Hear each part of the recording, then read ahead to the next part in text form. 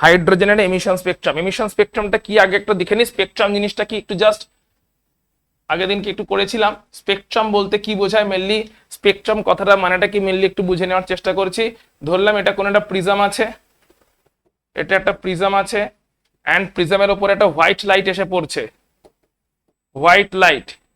তাহলে আমরা ইউজুয়ালি দেখতে পাবো প্রিজমের থ্রু দিয়ে হোয়াইট লাইটটা যখন যাচ্ছে ডিফারেন্ট ডিফারেন্ট অ্যাঙ্গেলে ডিফ্রাকশন হচ্ছে ডিফারেন্ট ডিফারেন্ট ওয়েভলেংথের, কারণ হোয়াইট লাইট অ্যাকচুয়ালি কি, এটা একটা কালেকশন অফ ওয়েভস, তাই তো?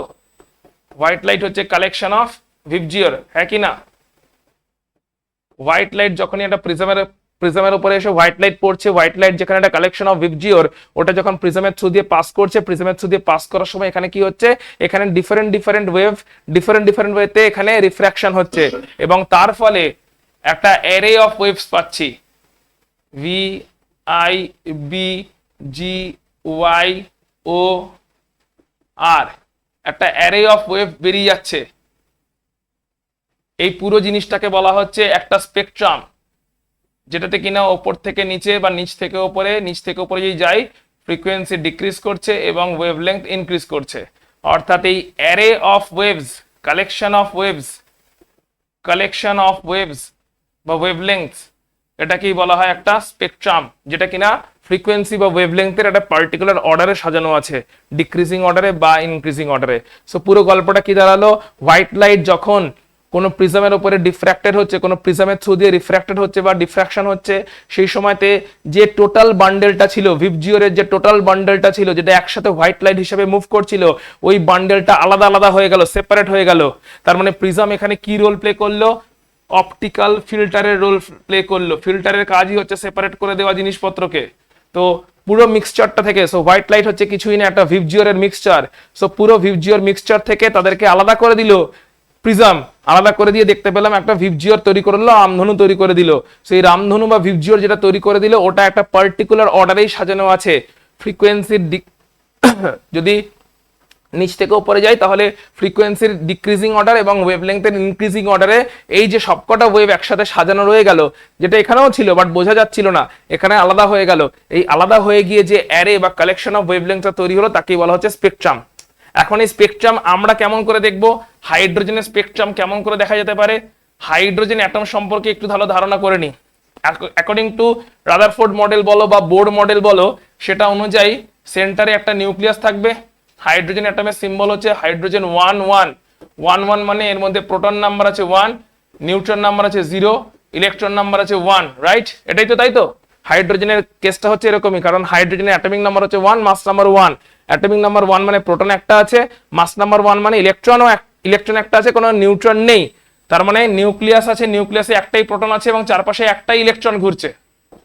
এটা হচ্ছে হাইড্রোজেন অ্যাটমের সিচুয়েশন। চারপাশে একটাই ইলেকট্রন ঘুরছে ফার্স্ট অরবিট বা ফার্স্ট শেল, সেখানে ইলেকট্রন ঘুরছে চারপাশে, নিউক্লিয়াসের চারপাশে একটা ইলেকট্রন ঘুরছে ফার্স্ট অরবিট বা ফার্স্ট শেলে। এটা হচ্ছে হাইড্রোজেনের সিচুয়েশন। এর মানে কি সেকেন্ড কোনো অরবিট নেই? ডেফিনেটলি সেকেন্ড অরবিটও একটা আছে, কিন্তু সেখানে ইলেকট্রন এই মোমেন্টে নেই, কারণ একটাই তো ইলেকট্রন আছে। সো হতেই পারে একটা সেকেন্ড অরবিটও আছে, এরকম করে সেকেন্ড অরবিটও একটা আছে, কিন্তু সেকেন্ড অরবিটটাতে অবভিয়াসলি এই মোমেন্টে কোনো ইলেকট্রন নেই, কারণ সেকেন্ড অরবিটে ইলেকট্রন কেমন করে থাকবে, হাইড্রোজেনের তো একটাই ইলেকট্রন, তাহলে একটা ইলেকট্রন যদি হয় হাইড্রোজেনের সেই ইলেকট্রনটা ফার্স্ট শেলেই আছে, ফার্স্ট অরবিটেই আছে, যেটাকে আমরা ছোটবেলায় কে শেল বলে পড়েছি। কিন্তু তার মানে এটা নয় যে ওখানে এল শেল নেই, বাট এল শেলে কোনো ইলেকট্রন নেই, তাই অ্যাটমটা এইটুকুর মধ্যে লিমিটেড, ফার্স্ট অরবিটের মধ্যে অ্যাটমটা লিমিটেড। এখন হাইড্রোজেন অ্যাটম কখন স্পেকট্রাম শো করবে বুঝতে হবে। ঠিক যেরকম করে আমরা দেখলাম ফোটন আসছে, এনার্জি পার্টিকেল আসছে, ফোটন আসছে। সো যদি একটা ফোটন আসে, ধরো একটা ফোটন এলো এইচ নিউ এনার্জি নিয়ে, ফোটনের এনার্জি হচ্ছে E = এইচ নিউ। যে ফোটন এনার্জি পার্টিকেল যেটা ব্ল্যাক বডি রেডিয়েশনকে এক্সপ্লেন করছে, যেটা ফটো ইলেকট্রিক এফেক্টকে এক্সপ্লেন করছে, ওই এনার্জি পার্টিকেল ফোটনের এনার্জি ধরলাম এইচ নিউ। অলওয়েজ আমরা এটাকে এইচ নিউ ধরেই চলি, ঠিক আছে? ফোটনের এনার্জি পার্টিকেল, ওর এনার্জিটা হচ্ছে এইচ নিউ।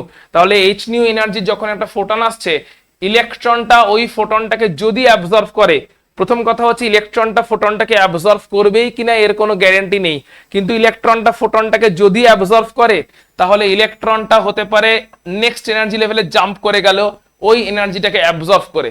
অর্থাৎ ফোটনের এনার্জিটাকে ইলেকট্রন অ্যাবজর্ব করলো এবং অ্যাবজর্ব করে ও নেক্সট এনার্জি লেভেলে জাম্প করে গেল। এই জিনিসটাকে আমরা এনার্জি ডায়াগ্রামের থ্রু দিয়েও দেখবো। এখন আপাতত আমরা অ্যাটমের মডেলের মধ্যে থেকে দেখে নিই যে ফোটনটা এলো, ইলেকট্রনের কাছে হিট করলো, ইলেকট্রনটা নেক্সট এনার্জি লেভেলে জাম্প করলো, তারপরে কিছুক্ষণ পরে যদি ইলেকট্রনটা আবার ব্যাক করে আসে তার ইনিশিয়াল এনার্জি লেভেলে, তাহলে আবার কিছুটা অ্যামাউন্টের এনার্জি এমিট করে দেবে, যেটারও এনার্জি হবে সেই একই এইচ নিউ। অর্থাৎ এইচ নিউ এনার্জি নিয়ে একটা ফোটন এসেছিল, সেটা ইলেকট্রনকে অ্যাবজর্ব করেছে, ইলেকট্রনটা অ্যাবজর্ব করে শক্তি পেয়েছে, সেই শক্তি নিয়েও সেকেন্ড এনার্জি লেভেলে জাম্প করে গেছে। কিছুক্ষণ পরে যখন আবার ব্যাক করে আসছে, তখন ওই একই ফোটন তো নয়, বাট একই এনার্জির আর একটা সেকেন্ড ফোটন, একই এনার্জির একটা নিউ বর্ন ফোটনকেও এমিট করে দিল। এই নিউ বর্ন ফোটনটা থেকে আমরা যে স্পেকট্রাম পাই তাকে বলা হয় এমিশন স্পেকট্রাম। অর্থাৎ এই নিউ বর্ন ফোটনটা যদি ইনস্ট্রুমেন্টে ক্যাপচার হয় এবং অ্যাকর্ডিংলি যদি আমাকে সিগন্যাল দেয়, তখন তাকেই বলা হয় এমিশন স্পেকট্রাম। এমিশন স্পেকট্রাম কেমন করে অরিজিনেট হয় মাথায় ঢুকেছে তাহলে? যে এমিটেড ফোটন, এই কোন ফোটনটাকে অ্যাবজর্ব করলো ইনস্ট্রুমেন্ট, ইনকামিং ফোটনকে না এমিটেড ফোটনকে? ইনস্ট্রুমেন্টটা অ্যাবজর্ব করেছে এমিটেড ফোটনকে, আর এমিটেড ফোটনকে কে রিলিজ করেছে, ফোটনটাকে কে রিলিজ করেছে?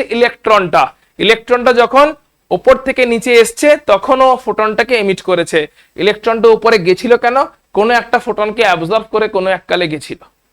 তাই যে ফোটনটা বেরিয়ে এলো ওই ফোটনের এনার্জি আর যে ফোটনটা এসেছিল ওই ফোটনের এনার্জি কিন্তু সেম, বাট এরা কিন্তু সেম ফোটন নয়।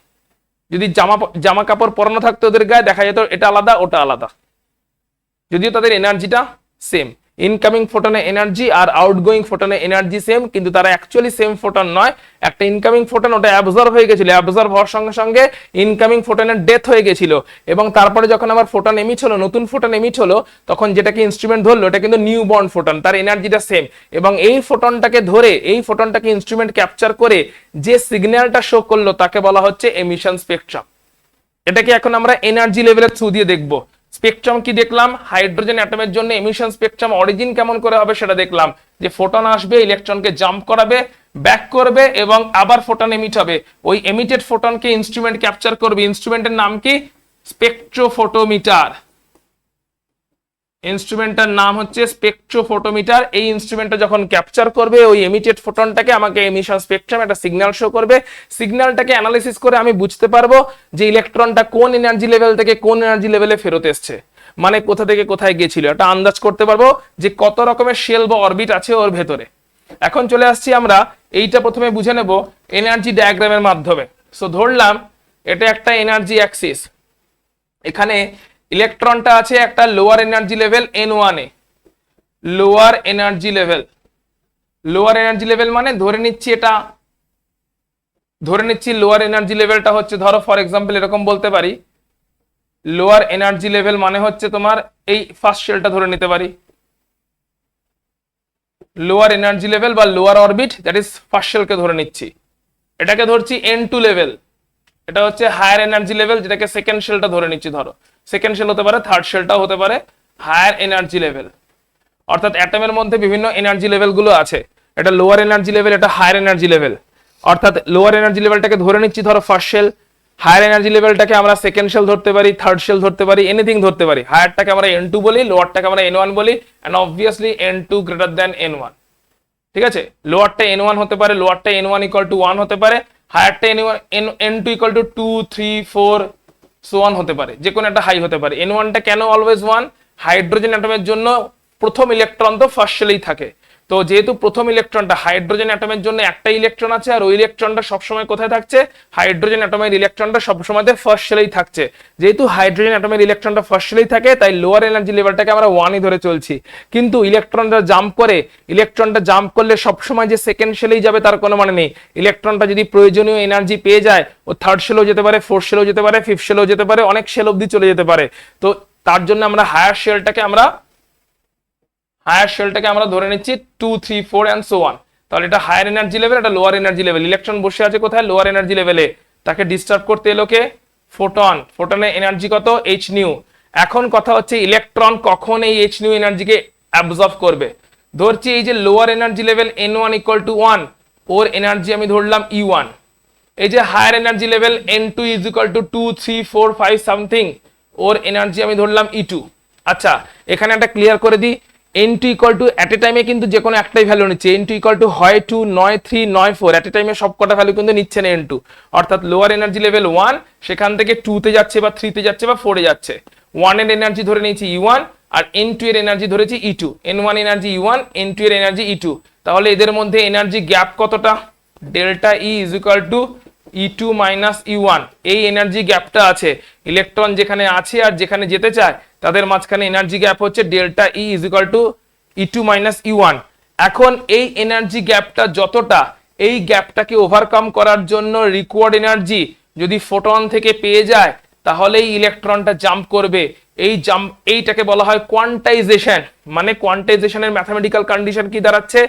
ডেল্টা ই, যেটা কিনা এনার্জি ডিফারেন্স, যেটা কিনা নিচ থেকে উপরে যেতে গেলে লাগবে, সেইটাকে সমান হতে হবে ইনকামিং ফোটনের এনার্জির সঙ্গে। This is quantisation of energy. মানে এক্স্যাক্টলি যা এনার্জি লাগবে ফোটন সেই এনার্জি নিয়েই আসছে, তবেই গিয়ে ইলেকট্রনটা সেই এনার্জিকে অ্যাবজর্ব করছে এবং এক্সাইটেশন হচ্ছে। সো এখানে এনার্জি অ্যাবজর্পশন হলো এবং তার ফলে ইলেকট্রনের এক্সাইটেশন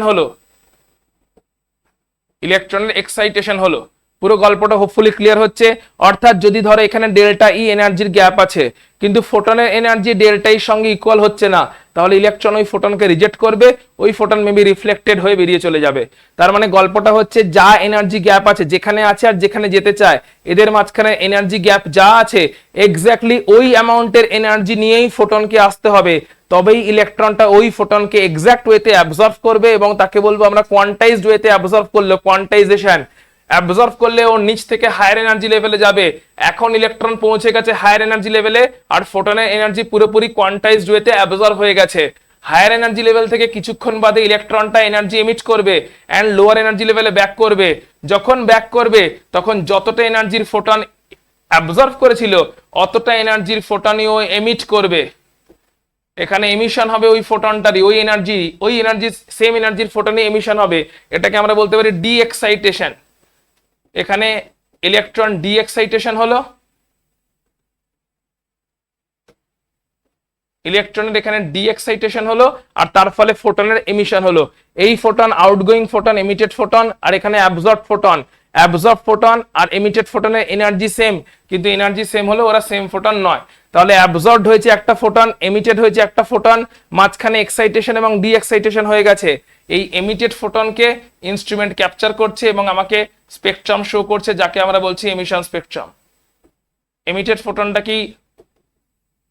ফোটনটাকে অ্যাবজর্ব করছে ইনস্ট্রুমেন্ট এবং শো করছে একটা স্পেকট্রাম, যাকে আমরা বলছি এমিশন স্পেকট্রাম। তাহলে এমিশন স্পেকট্রামের ফোটনের অরিজিন কি? হায়ার এনার্জি লেভেল থেকে যখন ইলেকট্রন লোয়ার এনার্জি লেভেলে ব্যাক করেছে তখনই যে ফোটনটা এমিট হয়েছে, তার মানে নিশ্চয়ই সে লোয়ার থেকে হায়ারে গেছিল ফোটনের এনার্জি নিয়ে। ওই ফোটনটাকে আমরা মেজার করিনি, কোনটাকে নিয়ে গেছিল আমরা মেজার করলাম, যখন ব্যাক করলো তখন কোনটাকে এমিট করলো, সেই এনার্জিটাকে আমরা স্পেকট্রাম ফর্মে ক্যাপচার করলাম আমাদের ইনস্ট্রুমেন্টের মাধ্যমে এবং যে স্পেকট্রাম পেলাম তাকে বলা হলো এমিশন স্পেকট্রাম। এখানে তাহলে প্রথম কথা হচ্ছে হাইড্রোজেন অ্যাটমের এমিশন স্পেকট্রামে প্রথম কোয়েশ্চেন হচ্ছে কতগুলো লাইন থাকার কথা। হাইড্রোজেন অ্যাটমের এমিশন স্পেকট্রাম, হাইড্রোজেন অ্যাটমের যদি এমিশন স্পেকট্রাম মেজার করি সেখানে কতগুলো লাইন থাকার কথা। হাইড্রোজেন অ্যাটমে কটা ইলেকট্রন আছে? হাইড্রোজেন অ্যাটমে একটা ইলেকট্রন আছে। একটা ইলেকট্রন এট এ টাইমে কটা ফোটনকে অ্যাবজর্ব করতে পারে? একটাই ফোটনকে অ্যাবজর্ব করতে পারে, একটা ফোটন এট এ টাইমে। যদি সেই ফোটনটাকে অ্যাবজর্ব করে কোয়ান্টাইজড ওয়েতে হায়ার এনার্জি লেভেলে চলে যাবে। কোয়ান্টাইজড ওয়েতে এনার্জির অ্যাবজর্পশন হবে মানেটা কি?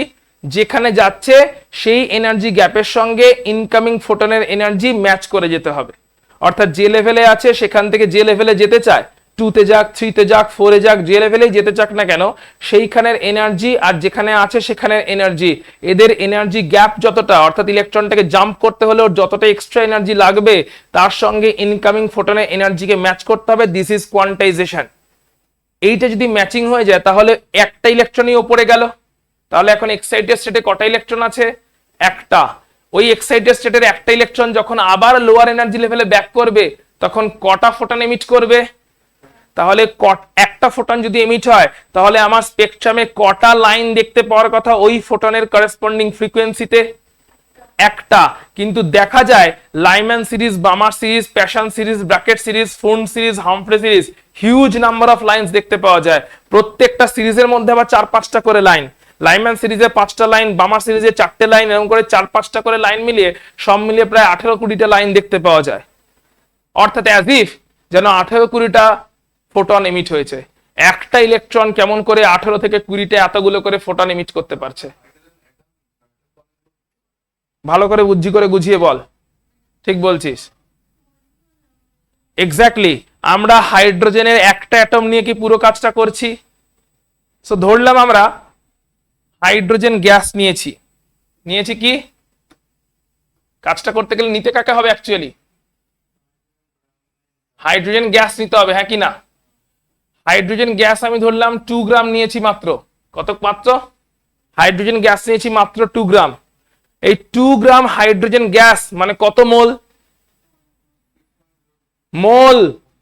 2 গ্রাম হাইড্রোজেন গ্যাস মানে কত মোল? 2 মোল, 0.2 মোল। 2 গ্রাম হাইড্রোজেন গ্যাস মানে কত মোল? যারা অনলাইনে আছে, সপ্তর্ষ, রুক্মিণী, তনুষা, প্রিয়দর্শিনী, 1 মোল। কারণ হাইড্রোজেন গ্যাসের H2 এর মলিকুলার ওয়েট কত রে? H2 এর মলিকুলার ওয়েট কত? 2। Atomic weight 1 into 2 that is 2। তাহলে 2 গ্রাম মানেই 1 মোল, কারণ 1 মোল মানেই ওর মলিকুলার ওয়েট 2। তাহলে 2 গ্রাম হচ্ছে ওর মলিকুলার ওয়েট, দ্যাট ইজ এর মানে 1 মোল। তাহলে 2 গ্রাম হাইড্রোজেন গ্যাস সেটা যদি 1 মোল হয়, তার মধ্যে কতগুলো মলিকুল আছে? এতগুলো মলিকুল আছে, ইয়েস অর নো? বল, এতগুলো মলিকুল আছে মানে কতগুলো অ্যাটম আছে? কতগুলো অ্যাটম আছে? একটা মলিকুলে কটা অ্যাটম থাকে রে? একটা মলিকুলে কটা অ্যাটম থাকে? দুটো। তাহলে এতগুলো মলিকুলে 2 into Avogadro number of atom আছে। আর একটা অ্যাটমে কটা ইলেকট্রন আছে? একটা। তাহলে দিস মেনি অ্যাটমে কতগুলো ইলেকট্রন আছে? এই কটা মাত্র? এমন করে বলছি এই কটা।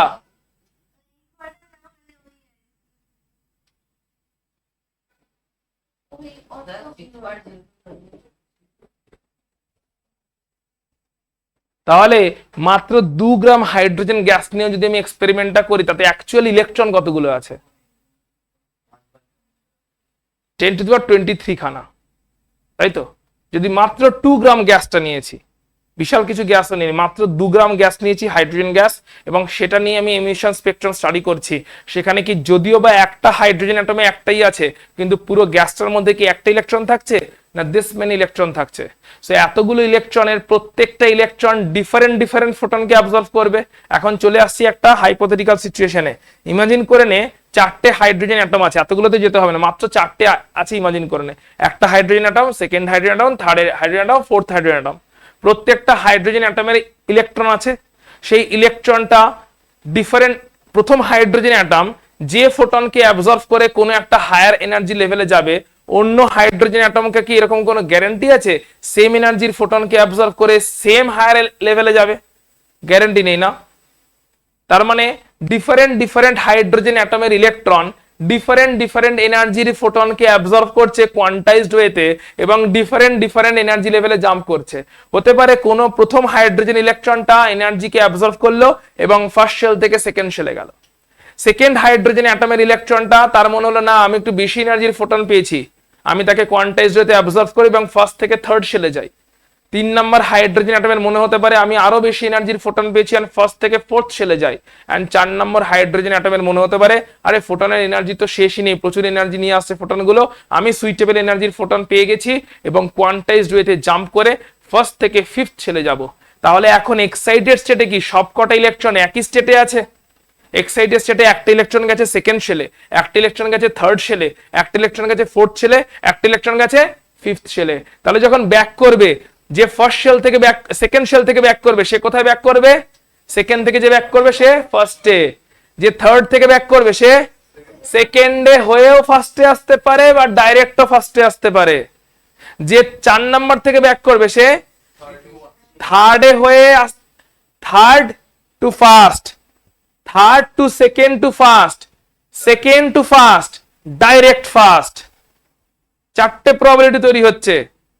4 থেকে যখন একে ব্যাক করছে, 4 থেকে একটা এলো ডাইরেক্ট একে, 4 থেকে এলো 3 হয়ে একে, 4 থেকে হলো 3 2 হয়ে একে, 4 থেকে হলো 2 দেন একে, 3 নামে নিস, 3 স্কিপ করে গেল, 4 থেকে এলো 2 তে দেন এলো একে। প্রত্যেকটা এমিশনের করেসপন্ডিং একটা করে ফোটন বেরোবে, হ্যাঁ কি না? তাহলে এই কারণে যদিও বা ইলেকট্রন নাম্বার একটা, ইলেকট্রন নাম্বার এমনিতে হাইড্রোজেনে একটা, তার মানে এখানে আমার এক্সপেকটেশন ছিল one line spectrum, one line spectrum, একটাই স্পেকট্রামের আমার এক্সপেকটেশন ছিল। কারণ একটা ইলেকট্রন সে গেছে, ব্যাক করেছে, একটা ফোটন এমিট করেছে, সেখান থেকে আমার একটাই আমি লাইন পাবো, একটাই স্পেকট্রামে আমি একটাই লাইন পাবো, এটাই আমার এক্সপেকটেশন ছিল।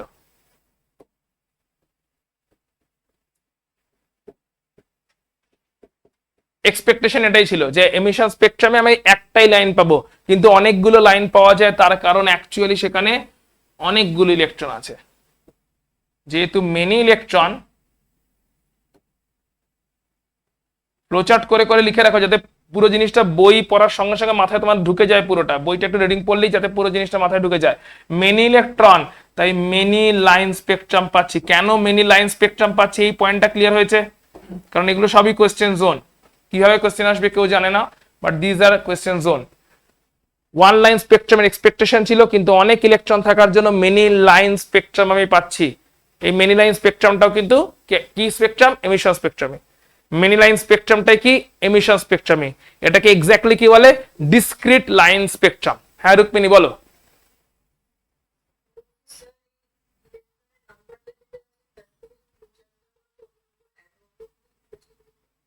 কোনটা বল? এইটা?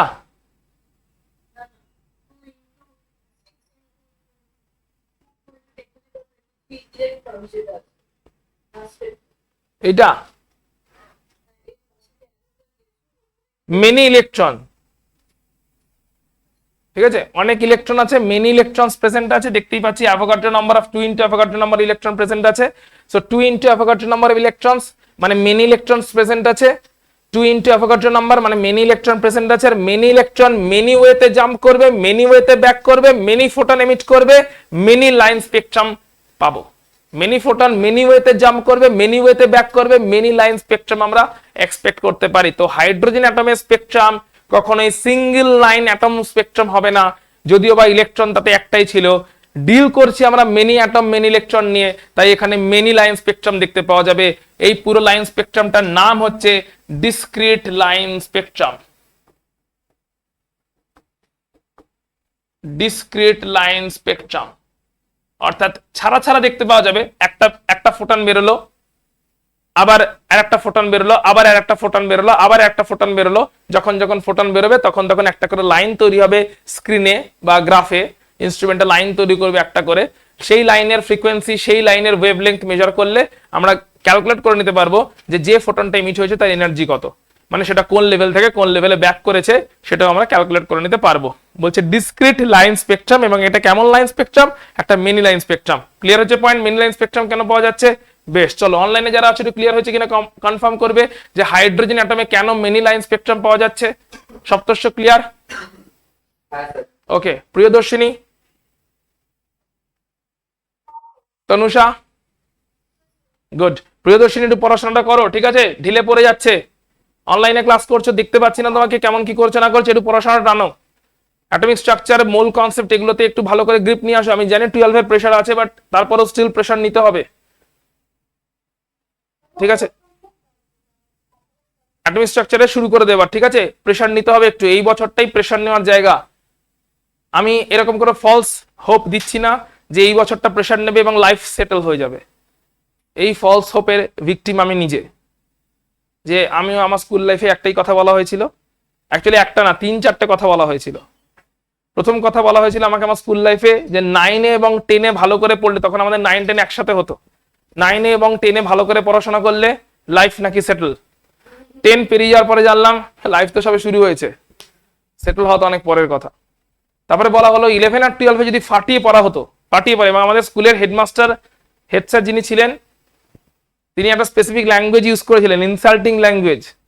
বলেছিলেন 11 এবং 12 যদি একদম কুত্তার মতন খাটা হয়, তারও আগেও একটা দুটো ভীষণ ছিল আমার না,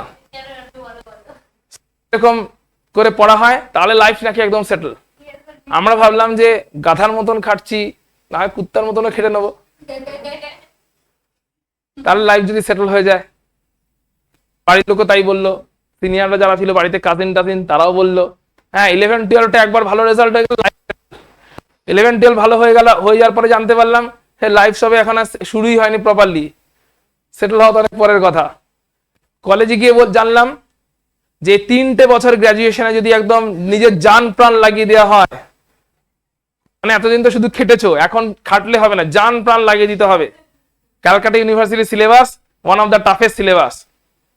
আমি ক্যালকাটা ইউনিভার্সিটিতে যারা পাশ করে যায় তারা দূর থেকে নমস্কার করে যায় একবার করে, যাতে আর জীবনে ঢুকতে না হয়। তো ক্যালকাটা ইউনিভার্সিটির সিলেবাস অনুযায়ী বলা হলো 3টে বছর মাত্র, বললো তোমার জীবনে 3টে বছর চাই। এরকম ডায়লগ তৈরি হয়ে গেল, সকাল তখন মিমস তো তৈরি হতো না, এরকম ডায়লগ তৈরি হয়ে গেল। ওই যে ওই নেতাজি সুভাষচন্দ্র বোসের ডায়লগ অনুযায়ী, তোমরা আমাকে 3 বছর দাও, আমি তোমাকে রেজাল্ট দেবো, কেরিয়ার দেবো। সো বললো 3টে বছর যদি তুমি পড়ে নিতে পারো তাহলে তোমার লাইফ পুরো সেটেল। বললো 3টে বছর, বললো। আমি তখন জিজ্ঞেস করলাম যে এর আগে থেকে তো শুনে আসছি এরকম 2 বছর করে 4 বছর পেরিয়ে গেছে। বলো তখন তো শুধু খাটার কথা বলেছিলাম, এখন জান প্রাণ লাগানোর কথা বলছি। আচ্ছা আচ্ছা, দুটো আলাদা মানে, এটাই তো জানতাম না, দুটোর মানে আলাদা। খাটার মানে আলাদা, খেটে পড়াশোনা করা তার মানে আলাদা, জান প্রাণ লাগানো মানে তার মানে আলাদা। ঠিক আছে, 3 বছর জান প্রাণ লাগানোর চেষ্টা করলাম, এন্ড সেই 3 বছরের মধ্যে 1 বছর রেজাল্ট খারাপ হলো বলে আবার ড্রপ দিলাম, যে 3 বছর এমনি 4 বছরে চলে গেল। এন্ড 4 বছর জান প্রাণ লাগানোর পরে জানলাম গ্রাজুয়েশন করে কিছুই হয় না। সিম্পল বিএসসি অনার্স গ্রাজুয়েশন করার, তার নাকি কোনো ভ্যালুই নেই। কে একজন আমাকে এক্সাম্পল দিল, শিয়ালদা স্টেশনের সামনে যাবি, যত লোক দেখতে পাচ্ছিস, একটা ঢিল ছুড়বি, ওপরের দিকে র্যান্ডামলি ফেলে দিবি, যার মাথায় ঢিলটা পড়ছে সে মাস্টার্স করে বসে আছে। আরে আমি গ্রাজুয়েশন মাস্টার্স করে বসে আছে, যার মাথায় ঢিল পড়বে বলছে সেই মাস্টার্স, কোনো না কোনো সাবজেক্টে, মানে মাস্টার্স করতেই হবে। তখন আইআইটি জ্যাম এক্সাম চলছিল, এক্সাম দিলাম, একটা কোয়ালিফাই হয়ে গেল। এন্ড যখন জ্যাম কোয়ালিফাই হয়ে গেল, ধানবাদ আইআইটি পেলাম। বাড়িতে একটা ডাইলেমা তৈরি হলো, বলো ধানবাদ মাওবাদীদের জায়গা, সেখানে যাওয়া যাবে না, যা করতে হবে এখানেই করতে হবে। আমি বললাম না না না, অনেক এখানে আমি যা ফলস হোপের মধ্যে পড়ে আছি, আমি মাওবাদীদের সঙ্গে গিয়ে মাওবাদী হয়ে যাব, কিন্তু আমি ফলস হোপে থাকবো না। আমি ওই জায়গায় গিয়ে যদি আমাকে আইএসএম আইআইটি থেকে পাস আউট একজন মাওবাদী যদি তারা পেয়ে যায়, আইআইটিয়ান মাওবাদী, তো খুব ভালো হবে, তাতে আমি সেখানে অ্যাটলিস্ট ইজ্জত পাবো। কিন্তু আমি এই ফলস হোপে থাকতে চাই না যে এক্স্যাক্টলি কত বছরের পড়াশোনা করলে লাইফকে সেটেল বলা হচ্ছে, যে হ্যাঁ সব পুরো সেটেল হয়ে গেছে। এখনো চলছে, সেটেলই হয়নি। এটা তো বুঝতেই এতদিন লেগে গেছে যে লাইফ নেভার সেটেলস, শুধু একটা ফলস হোপ দেওয়া হচ্ছে। এন্ড 3 বছর হয়ে যাওয়ার পরে তারপরে জানলাম যে পোস্ট গ্রাজুয়েশন করতে হবে।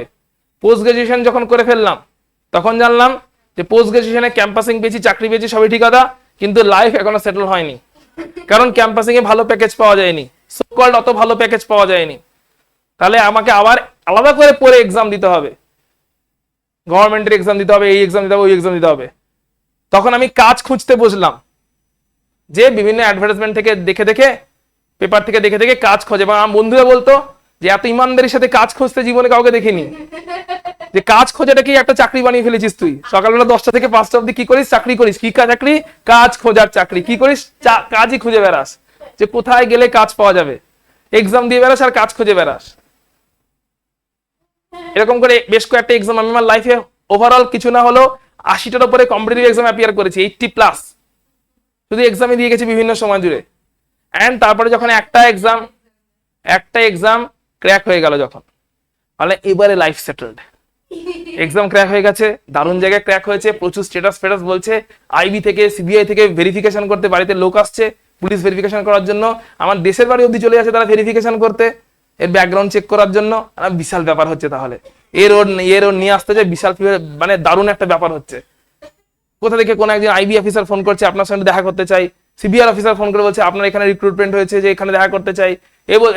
আমার দেশের বাড়ি থেকে কল আসছে, যেখানে অতটাও যাতায়াত নেই, স্টিল কল আসছে, এই তোর নামে একটা কিছু চিঠি এসছে, এটা কি করব বল, কিছু ভেরিফিকেশন এসছে, ভেরিফাই করে বলে দাও আমি খুব একজন ভালো ছেলে বলে পাঠিয়ে দাও।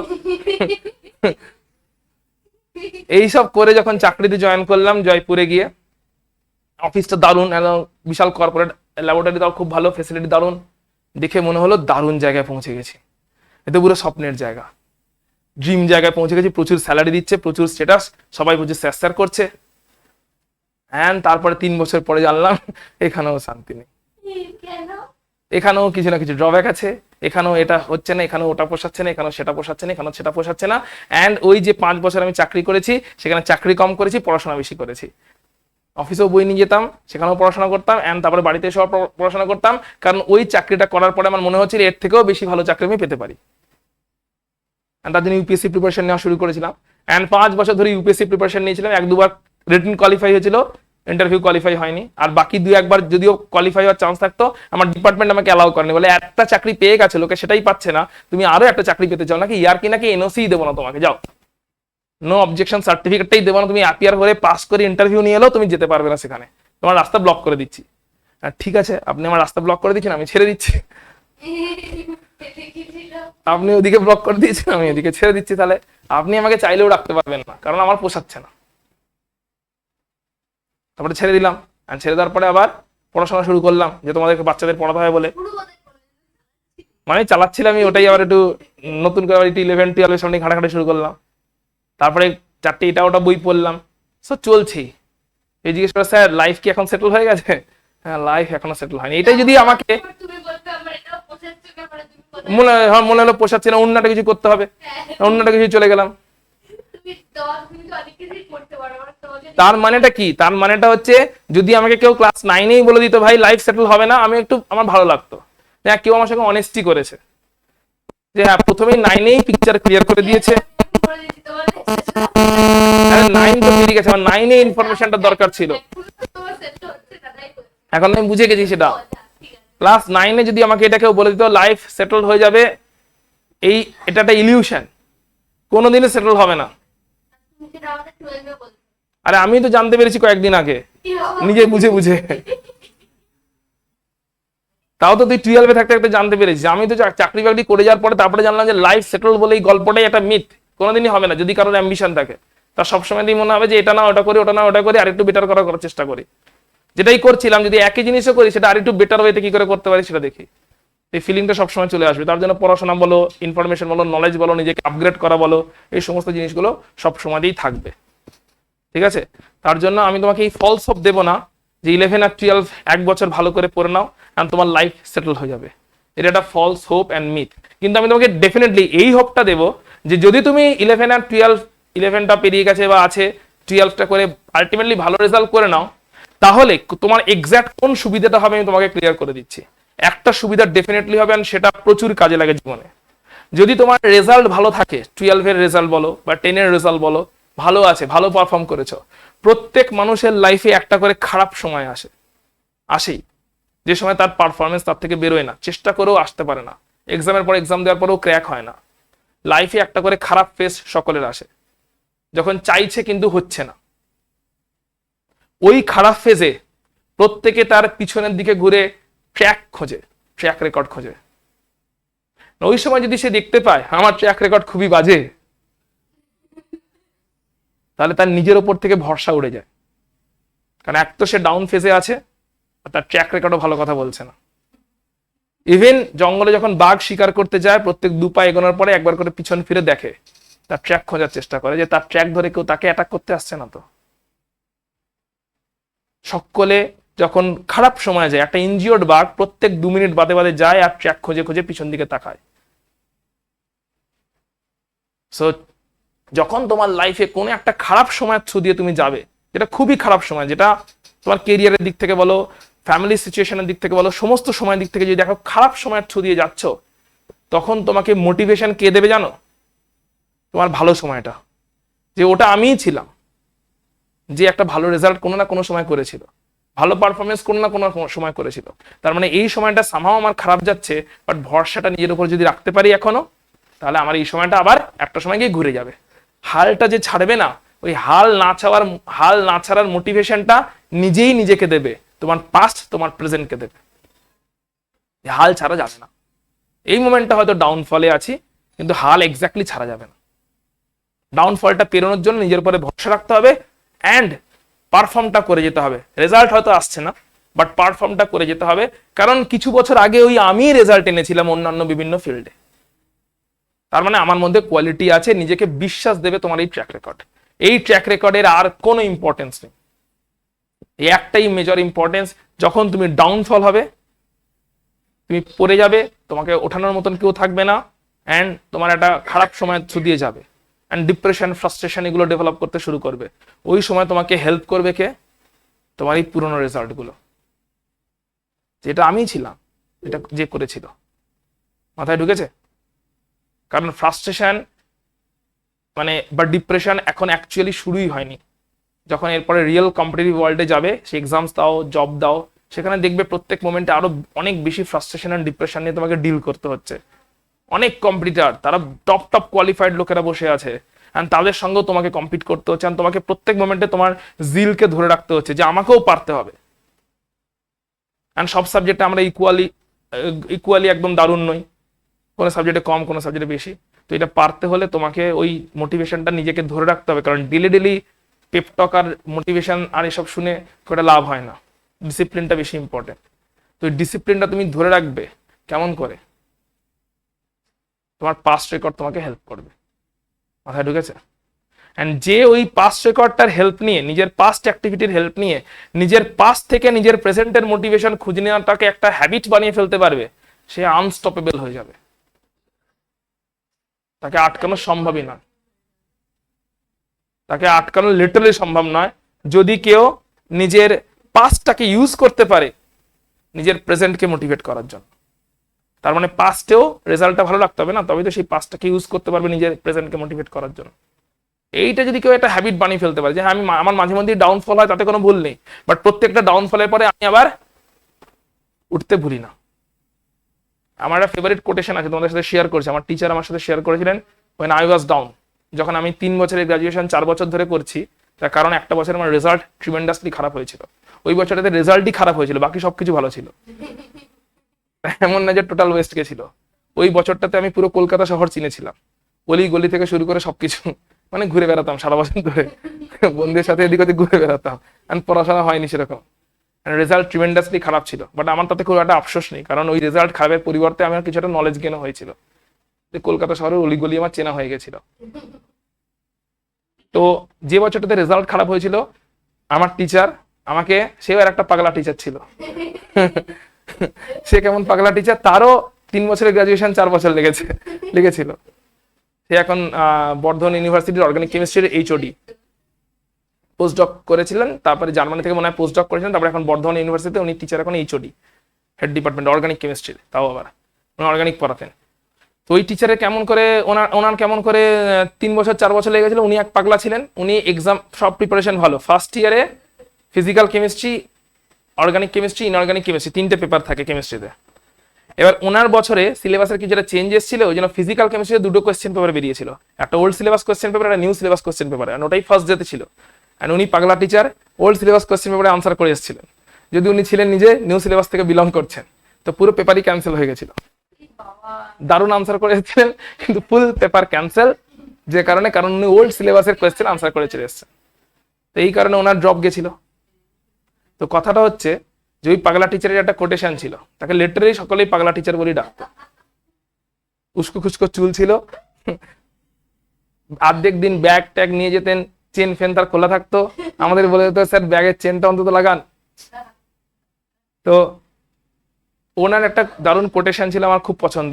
উনি কোত্থেকে ঝেড়েছিলেন সেটা আমি জানি না, ঠিক আছে, আমরা ওনার কোটেশন বলেই জানি। গুগল টুগল কত ছিল না তখন, ওনাকে হতে পারে ওনার টিচার বলেছে, ঠিক আছে, পাস অন হচ্ছে হয়তো। তো বলছিলেন waves are inspiring, not because they fall but every time they fall, but because every time they fall they never fail to rise again. Waves are inspiring, not because they fall and rise, but because every time they fall they never fail to rise again.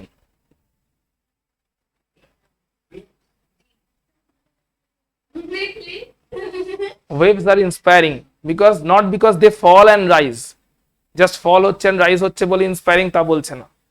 Every time they fall they never fail to rise again. ঠিক, আমার এটা নিজের personally খুব ভালো লাগে। And still আমাকে এখনো motivate করে, আমার নিজের কখনো যদি আপসেট ফিল হয়। তোমার সাথে শেয়ার করলাম এই কারণে। মোটিভেশনটা কোথা থেকে আসা উচিত বলো তো?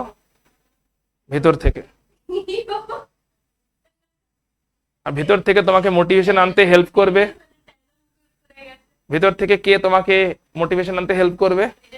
তোমার পাস্ট রেকর্ড।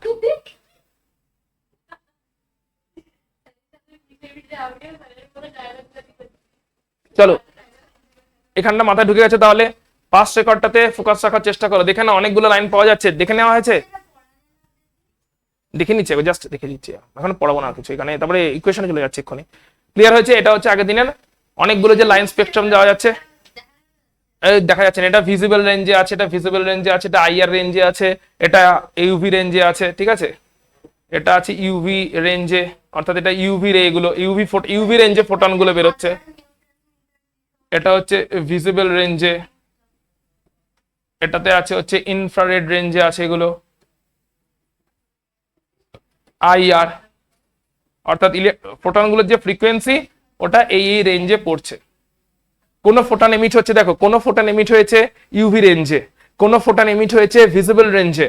ভিজিবল রেঞ্জে মানে তোমার ভিজিবল রেঞ্জে মানে হচ্ছে তোমার মানে ওই ফোটনটার ফ্রিকোয়েন্সি ভিজিবল রেঞ্জে পড়ছে। কোন ফোটন এমিট হচ্ছে আইআর রেঞ্জে। সো অনেকগুলো লাইন দেখতে পাচ্ছি আমরা, কেন দেখতে পাচ্ছি দেখে নাও এবারে। ধরলাম এখানে ইলেকট্রনটা ছিল, দিয়ে ইলেকট্রনটা এখান থেকে এখানে জাম্প করে গেছে, ইলেকট্রনটা এখানে ছিল, ফোটনকে নিয়েছে, কোয়ান্টাইজড ওয়েতে জাম্প করে গেছে। এতগুলো অপশনও ব্যাক করতে পারে, প্রত্যেকটা এমিশন থেকে প্রত্যেকটা ব্যাক থেকে একটা করে এমিট হওয়ার চান্সেস আছে।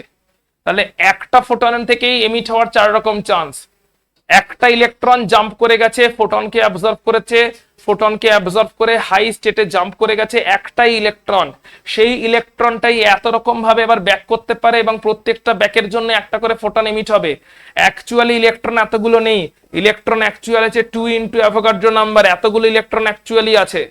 তাহলে ইলেকট্রন যেখানে একটা ইলেকট্রন থেকেই 4-5 রকমের প্রবাবিলিটি তৈরি হচ্ছে, সেখানে এতগুলো ইলেকট্রন থেকে হিউজ নাম্বার অফ প্রবাবিলিটিস তৈরি হবে, রাইট? এন্ড ওই হিউজ নাম্বার অফ প্রবাবিলিটির জন্যই আমরা একটা লাইন স্পেকট্রাম দেখতে পাবো। চলো এবার একটু ডিটেইলে দেখে নিচ্ছি। এটা চেঞ্জ করে দিচ্ছি, এটা ড্র করার দরকার নেই, এটা ড্র না করলেও চলবে, এটা জাস্ট চেঞ্জ করে দিচ্ছি। তাহলে আমাদের কন্ডিশনটা কি দাঁড়াচ্ছে? হ্যাঁ, না থাকার কি আছে? হ্যাঁ, পাগলাই আছে, একেবারেই পাগলা আছেন এখনো, এখন আরো বেশি পাগলা হয়ে গেছে, আমার মতনই পাগলা হয়ে গেছে। ধর ইউনিভার্সিটিতে ক্লাস হচ্ছে, এবার ধর বর্ধমান ইউনিভার্সিটি উনি এইচওডি অর্গানিকে ক্লাস করতে ধর গেছেন, ধর বাচ্চারা ক্লাসে আসেনি, বাং করেছে, সকলকে ফোন করতে শুরু করে, তুই ক্লাসে আসিসনি কেন আজকে, বাং কেন করেছিস? তখন যেই বলবে স্যার এইটা ওটা সেটা, যদি ওনাকে সবাই রেসপেক্ট করে তাই ফোনটা ধরে নেয়, না ধরে কেটে দিতে পারতো, বাট রেসপেক্টের জন্য ফোনটা ধরে। প্লাস এইচওডির ফোন, এইচওডির এগেনস্টে কেউ যেতে চায় না, মার্কস থাকে, ইন্টারনাল থাকে, সো এইচওডির ফোন থাকলেই ফোন ধরে নেন, অ্যান্ড ফোন ধরে নিয়ে স্যার জিজ্ঞেস করতে শুরু করবেন ক্লাসে আসিসনি কেন, ক্লাস কেন বাঙ্ক হয়েছে, সব মিলে মাস বাঙ্ক হয়েছে আজকে দেখছি, কিছু একটা তো বললো, ঠিক আছে বলতো এটার উত্তর দে, যদি উত্তর দিতে পারিস তাহলে ঠিক আছে অ্যাটেন্ডেন্স দিয়ে দেবো। এবার ফোনেই ধর, এন্ড ফোনে অবভিয়াসলি কে আর রেডি আছে, উত্তর দিতে পারলো না, এক্ষুনি বুঝে নে, তাহলে এই ফোনেই বোঝাতে শুরু করে দিচ্ছে, এই যে পাগলা আর কি। ক্লাস ধর 45 মিনিটের ক্লাস কি 1 ঘন্টার ক্লাস, 1.5 ঘন্টা হয়ে গেছে, অন্য টিচার দুবার এসে দরজা থেকে ঘুরে চলে গেছে, পরের পিরিয়ডের টিচার ক্লাস আর ছাড়ছে না, ক্লাস আর ছাড়তে চাইছে না, ক্লাস করিয়ে যাচ্ছে, অন্য টিচার দুবার এসে দরজা থেকে ঘুরে চলে গেছে, সে বুঝে গেছে। দেখ তাহলে E2 minus E1 equal to হচ্ছে H নিউ, এটাই হচ্ছে ডেল্টা ই কোয়ান্টাইজেশনের ক্রাইটেরিয়া। ডেল্টা ইটা কোনটা?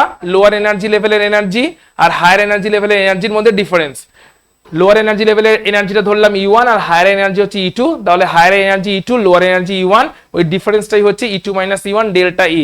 তো ওই ডিফারেন্সটা যতটা সেই এনার্জিরই ফোটন এমিট হচ্ছে, তার মানে নিউ ইজ ইকুয়াল টু দাঁড়াচ্ছে এখানে E2 minus E1 by H, অর্থাৎ ফোটনটার ফ্রিকোয়েন্সি পাচ্ছি এখানে, ফোটনস ফ্রিকোয়েন্সি, সব এগুলো ফর্মুলা কোন, ফোটনের ফ্রিকোয়েন্সি পাচ্ছি, ফোটনের frequency nu is equal to E2 minus E1 divided by H, এখান থেকে পাচ্ছি এটা E2 মাইনাস E1টা কি ডেল্টা ই, লোয়ার আর হায়ারের মধ্যে এনার্জি গ্যাপটা, হায়ার থেকে তো লোয়ারে ব্যাক করলো, ছিল হায়ারে, ব্যাক করলো লোয়ারে, এমিট করলো ফোটন, হায়ারের এনার্জি E2, লোয়ারের এনার্জি E1, গ্যাপটা হচ্ছে E2 মাইনাস E1, সেটাই হচ্ছে এইচ নিউ, যেটা কিনা ফোটনের এনার্জিটা।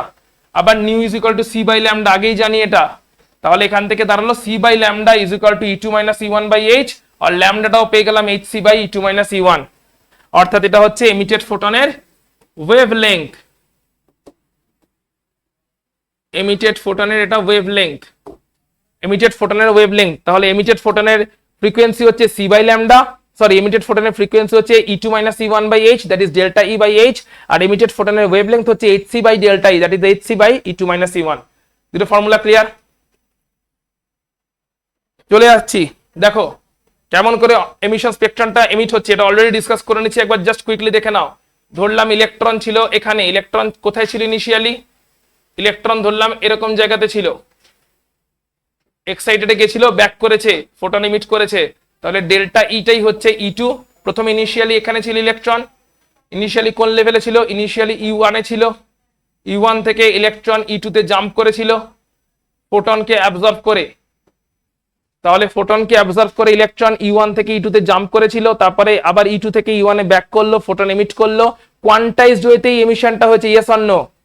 অ্যাবজর্পশনও যেরকম কোয়ান্টাইজড ওয়েতে হয়েছিল সেরকম এখানেও কোয়ান্টাইজেশন মেনটেন্ড আছে, কারণ যা এনার্জি গ্যাপ এক্স্যাক্টলি সেই অ্যামাউন্টেরই ফোটন বেরিয়েছে, যা এনার্জি গ্যাপ সেই অ্যামাউন্টেরই ফোটনকে অ্যাবজর্ব করেছিল, যা এনার্জি গ্যাপ সেই অ্যামাউন্টেরই ফোটন এমিট হয়েছে, যা এনার্জি গ্যাপ সেই অ্যামাউন্টেরই ফোটন অ্যাবজর্ব হয়েছিল, যা এনার্জি গ্যাপ সেই অ্যামাউন্টেরই ফোটন এমিট হয়েছে। ক্লিয়ার হয়েছে? মাথায় ঢুকেছে? আচ্ছা, এবারে আমাকে বুদ্ধি করে বলো, দেখো এই কম্পারিজনটা করে আমাকে বলবে, এখানে ভালো করে দেখবে এই কম্পারিজনটা, এখানে আছে E1 lower energy level, E2 higher energy level, jump করেছে, ব্যাক করেছে, ফোটন এমিট হয়েছে এইচ নিউ এনার্জির।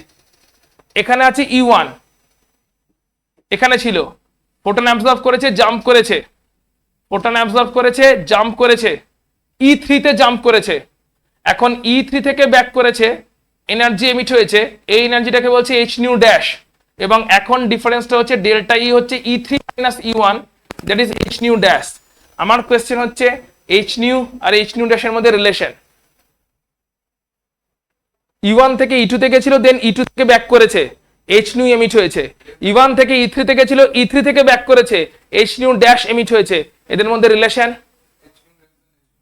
এইচ নিউ বলছে less than H new dash, কারণ এখানে হায়ার এনার্জি E3 থেকে E1 এ ব্যাক করছে, তার জন্য অনেক বেশি এনার্জি গ্যাপ আছে, তাই বেশি এনার্জির ফোটন এমিট হচ্ছে। এখানে কম এনার্জি গ্যাপ আছে, কম এনার্জির ফোটন এমিট হচ্ছে। এখান থেকে নেক্সট কোয়েশ্চেনটা আমার, যদি আমাকে বলে দেয় যে এইচ নিউটা ভিজিবল রেঞ্জে পড়ছে, ভালো করে কোয়েশ্চেনটা বুঝবেন, আনসার দেবে, ভিজিবল রেঞ্জে পড়ছে, তাহলে এইচ নিউ ড্যাশ ইলেকট্রোম্যাগনেটিক স্পেকট্রামের কোন রেঞ্জে পড়বে?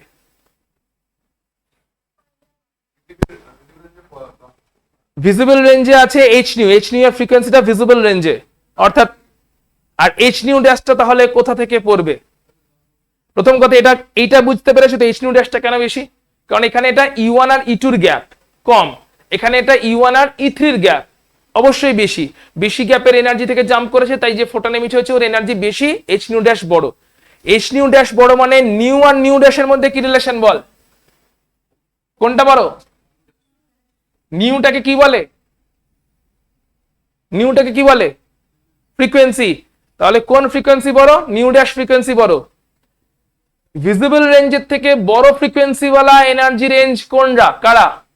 আইআর, ওরা ফ্রিকোয়েন্সি বড়, গামা রে ওদের ওয়েভলেংথ বড়, cosmic, gamma, X ray, UV, visible, IR, microwave, radiowave frequency কমছে, ওয়েভলেংথ বাড়ছে। তাহলে ভিজিবল রেঞ্জে যদি এটা হয়, এইচ নিউ ড্যাশ কোন রেঞ্জে পড়বে? ইউভি। কথা হচ্ছে একটাই স্টেপের জাম্প হয়েছে না, E2 আর E3, তাহলে যদি আগেরটা ভিজিবল হয় তার আগেরটাই হবে, দুটো তিনটে জাম্প করে গামা এক্স তে চলে যাবে না? না, মাথায় ঢুকেছে লজিক? কারণ একটাই স্টেপ জাম্প হয়েছে, রাইট? এটা E2 তে গেছে, ওটা E3 তে গেছে, তার মানে এটা ভিজিবল হলে ওটা ইউভি তে যাচ্ছে।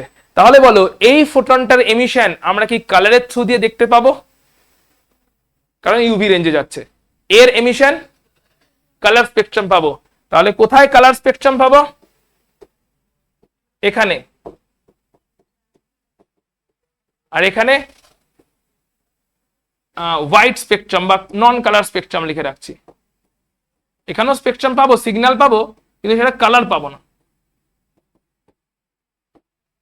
পুরো জিনিসটা মাথায় ঢুকেছে তো, যে 1 থেকে 2 থেকে ছিল গ্যাপ কম ছিল, 1 থেকে 3 থেকে ছিল গ্যাপ বেশি, তাই এখানে এমিশন হলে যে ফোটন বেরোবে তার গ্যাপ বেশি, এনার্জি বেশি। এনার্জি বেশি যেটা ওটা ইউভি রেঞ্জে, এনার্জি কম যেটা ওটা ভিজিবল রেঞ্জে। কমটাকে ভিজিবল রেঞ্জে বলে দিয়েছে, সবসময় যে ভিজিবল হবে তা নয়, বাট এখানে বলে দিয়েছে কমটা ভিজিবল রেঞ্জে, তাহলে বেশিটা ইউভি রেঞ্জে হবে। ভিজিবল রেঞ্জে হলে স্পেকট্রামটা কালার হবে, নন ইউভি রেঞ্জ হলে স্পেকট্রামটা কালার হবে না। ক্লিয়ার? মাথায় ঢুকেছে? বেশ। একবার দেখে নিচ্ছি মডেলটার সঙ্গে কি কম্পেয়ার করে দেখে নিচ্ছি হচ্ছেটা কি এক্স্যাক্টলি। অনলাইনে যারা আছে জাস্ট একটু রেসপন্স করে বলবে। সপ্তর্ষ, রুক্মিণী, তনুষা, প্রিয়দর্শিনী, এনি ডাউট কারোর? প্রিয়দর্শিনী, ওকে ওকে, তনুষা, প্রিয়দর্শিনী, কুল। আচ্ছা, দুটোকে কম্পেয়ার করছি এবারে। এটা অ্যাটমটা, নিউক্লিয়াস আছে first shell, second shell, third shell, fourth shell, fifth shell. Clear? আর এখানে এই প্রত্যেকটা শেলকে এখানে N1 1 2 3 4 করে লেখা আছে। মাথায় ঢুকেছে? এই দুটো জিনিসের পার্থক্যটা কি? এটা হচ্ছে শেল যেখানে রিয়েলি ইলেকট্রন গুলো আছে, আর এটা হচ্ছে ওই শেলের এনার্জি লেভেল যাদেরকে আমরা সাজিয়েছি ছোট থেকে বড় অনুযায়ী। কম্পেয়ার করার জন্য ভালো করে বুঝিয়ে দিচ্ছি, তাহলে কম্পেয়ার করতে সুবিধা হবে। ধরো একটা সিনেমা হলে যাচ্ছ, সিনেমা হলে exactly first row, second row, third row, fourth row এরকম থাকবে, সেটা একটা পার্টিকুলার অ্যারেঞ্জমেন্টেই সাজানো থাকবে। সেটা হচ্ছে এটা, যেখানে অ্যাকচুয়ালি রিয়েলিস্টিক্যালি রো গুলো সাজানো আছে। আর আরেকটা হচ্ছে ওই ফার্স্ট রেট টিকিটের দাম, সেকেন্ড রেট টিকিটের দাম, থার্ড রেট টিকিটের দাম। এই টিকিটের দাম, এই জিনিসটা কি সাজানোর জিনিস, এটা অ্যাবস্ট্রাক্ট জিনিস। ওই অ্যাবস্ট্রাক্ট জিনিসটাকে যদি আমি আলাদা করে সাজাই, তাহলে সেটা হবে এরকম। ফার্স্ট রেট টিকিটের দাম এই লেভেলে আছে, সেকেন্ড রেট টিকিটের দাম এইখানে আছে, থার্ড রেট টিকিটের দাম এইখানে আছে। অর্থাৎ প্রাইসিংটা হচ্ছে এনার্জি লেভেল, আর রো গুলো হচ্ছে শেলটা। মাথায় ঢুকেছে? এই কম্পারিজনে থাকবে সবসময়, কারণ অ্যাটমিক স্ট্রাকচারের কনফিগারেশন বুঝতে তাহলে সুবিধা হবে। তাহলে ধরে নিচ্ছি ফর এক্সাম্পল কোনো একটা ইলেকট্রন এক্সাইটেড হয়েছিল, মানে হাইড্রোজেন গ্যাসের মধ্যে অনেক ইলেকট্রন আছে দেখেছি, ইলেকট্রনগুলো এক্সাইটেড হয়েছিল। এবারে বল, যখন আসছে তখন একটা বিম অফ ফোটন আসছে, হ্যাঁ কি না? একটা ফোটনও তো আসছে না, সানলাইট থেকে যদি আসে, ইনস্ট্রুমেন্ট থেকে যদি চার্জ করি, একটা বিম অফ ফোটন চার্জ করছি। বিম অফ ফোটনের মধ্যে অনেক ফোটন আছে, প্রত্যেকটা ফোটনের আবার আলাদা আলাদা এনার্জি আছে। সবার এনার্জি এইচ নিউ নয়, কারোর এইচ নিউ, কারোর এইচ নিউ 1, কারোর এইচ নিউ 2, কারোর এইচ নিউ 3, অ্যান্ড নিউ এর ভ্যালু ভ্যারি করছে, এনার্জির ভ্যালু ভ্যারি করছে। তাহলে বিভিন্ন এনার্জির একটা বিম অফ ফোটনস আসছে হাইড্রোজেন গ্যাসের উপরে, যে হাইড্রোজেন গ্যাসের মধ্যে আবার অনেক ইলেকট্রন প্রেজেন্ট আছে। তাহলে বিভিন্ন বিমের বিভিন্ন ফোটনকে বিভিন্ন ইলেকট্রন কোয়ান্টাইজড ওয়েতে পছন্দ মতন অ্যাবজর্ব করবে, যার ম্যাচ হবে সে তাকে অ্যাবজর্ব করে নেবে। যে আচ্ছা, একটা ইলেকট্রনের মনে হলো আমি 2 এ যেতে চাই, তাহলে E1 E2 সেই গ্যাপের ফোটনকে কি পাচ্ছে? হ্যাঁ পাচ্ছে, অ্যাবজর্ব হলো, চলে গেল। একজনের মনে হলো আমি 3 তে যেতে চাই, তাহলে 1 2 3 এই গ্যাপের এনার্জির ফোটনকে কি পাচ্ছে? পাচ্ছে, নিল, অ্যাবজর্ব হয়ে চলে গেল 3 তে।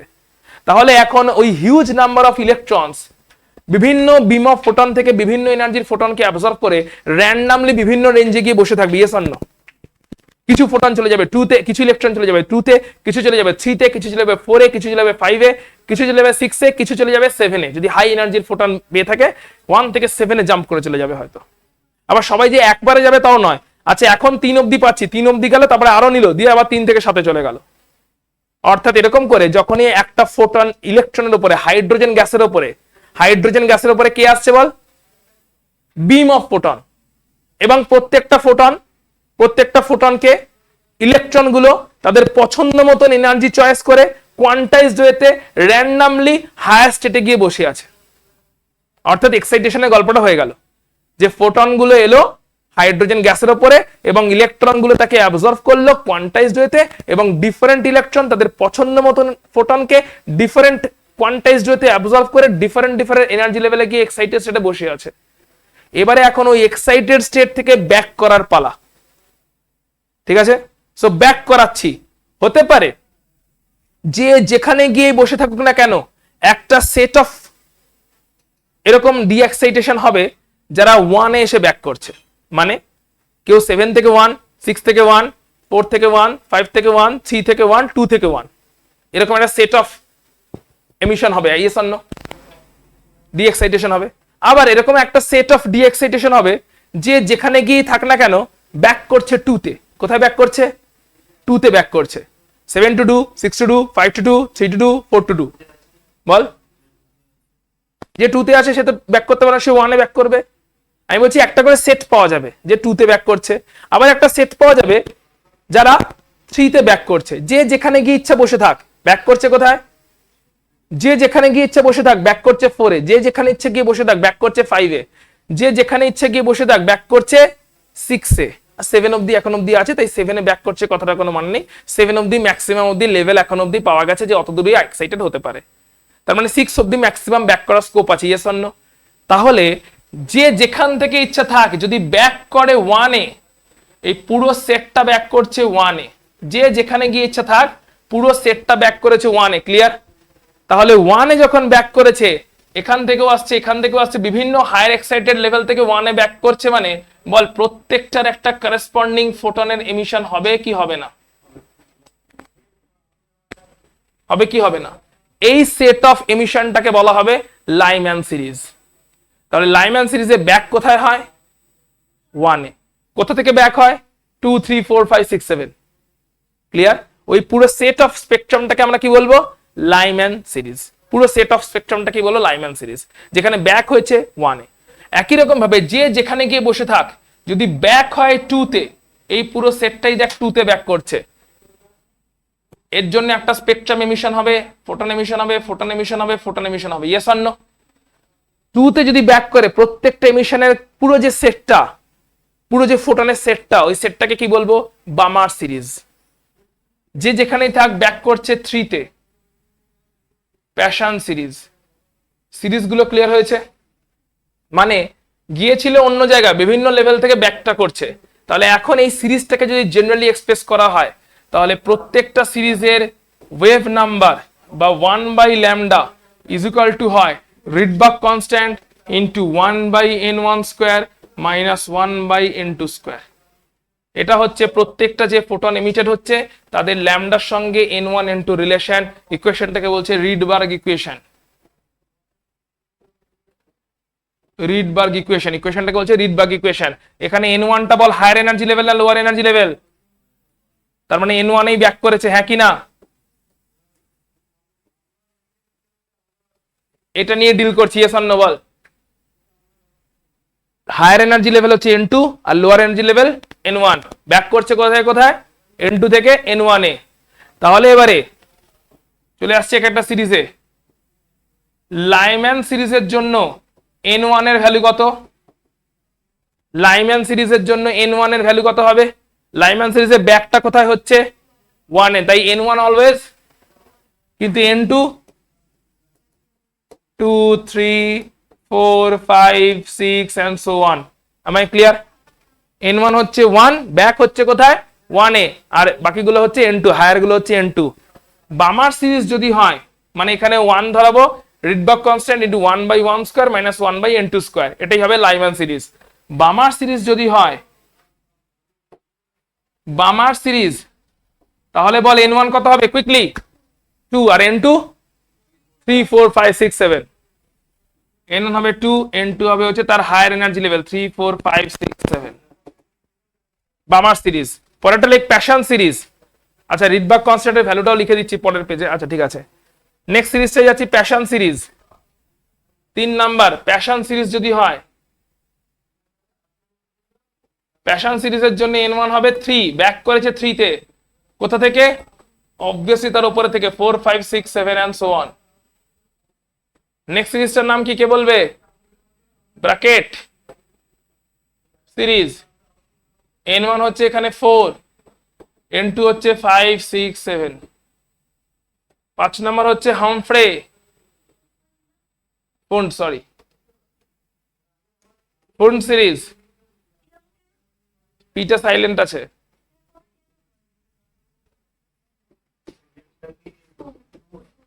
PFUND, ফুন্ড। এন্ড লাস্টেটা হচ্ছে হামফ্রে সিরিজ। হামফ্রে সিরিজে n1 হচ্ছে 6 and n2 হচ্ছে 7। এত দূর অবধি যদি বুঝে থাকিস তাহলে আমাকে প্রথমে বুদ্ধি করে বল 1 2 3 4 5 6 7।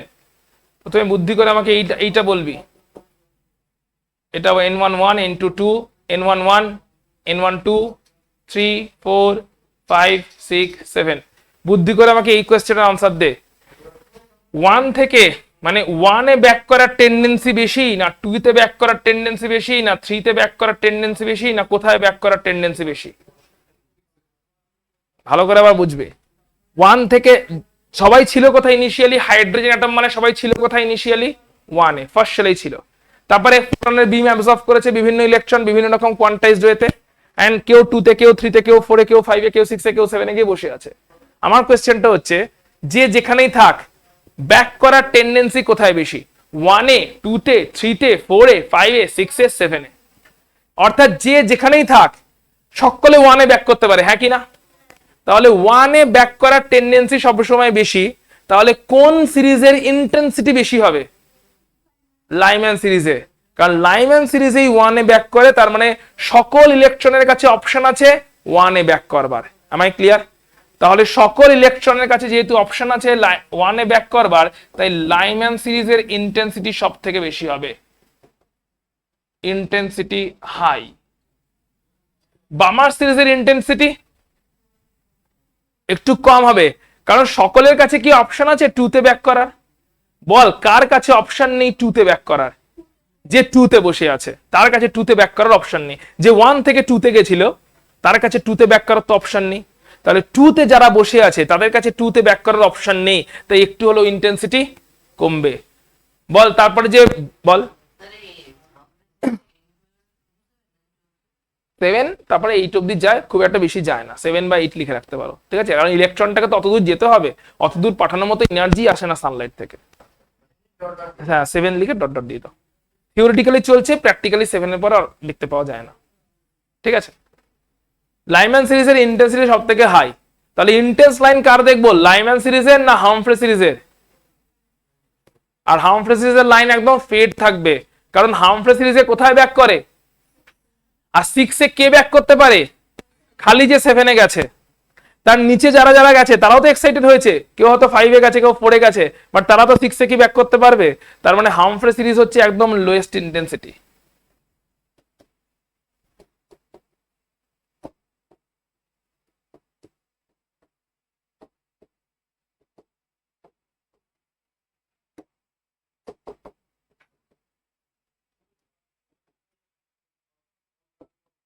কারণটাও লিখে রাখো, লাইম্যান সিরিজের কারণটা কি? হাইয়েস্ট ইন্টেন্সিটি হাইয়েস্ট হওয়ার কারণটা কি?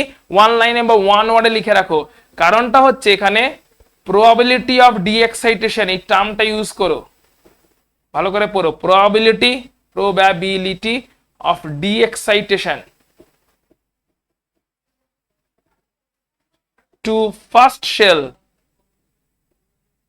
এটাই হাইয়েস্ট। আর এখানে লিখবে হচ্ছে probability of de excitation to sixth shell, এটা লোয়েস্ট।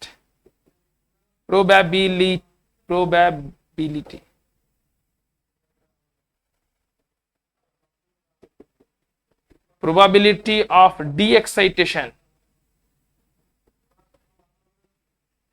টু সিক্সথ শেল, হামফ্রেতে 6 এ ব্যাক করে, এটা হচ্ছে লোয়েস্ট। যেহেতু 6 এ ব্যাক করার প্রবাবিলিটি লোয়েস্ট, তাই ওই সিরিজের ইন্টেন্সিটিও লোয়েস্ট। যেহেতু ফার্স্টে সবাই ব্যাক করতে পারে, ওখানে ব্যাক করার প্রবাবিলিটি হাইয়েস্ট, তাই ওই সিরিজের ইন্টেন্সিটিও হাইয়েস্ট। লজিকটা ক্লিয়ার হয়েছে? মাথায় ঢুকেছে প্রত্যেকের? বেশ।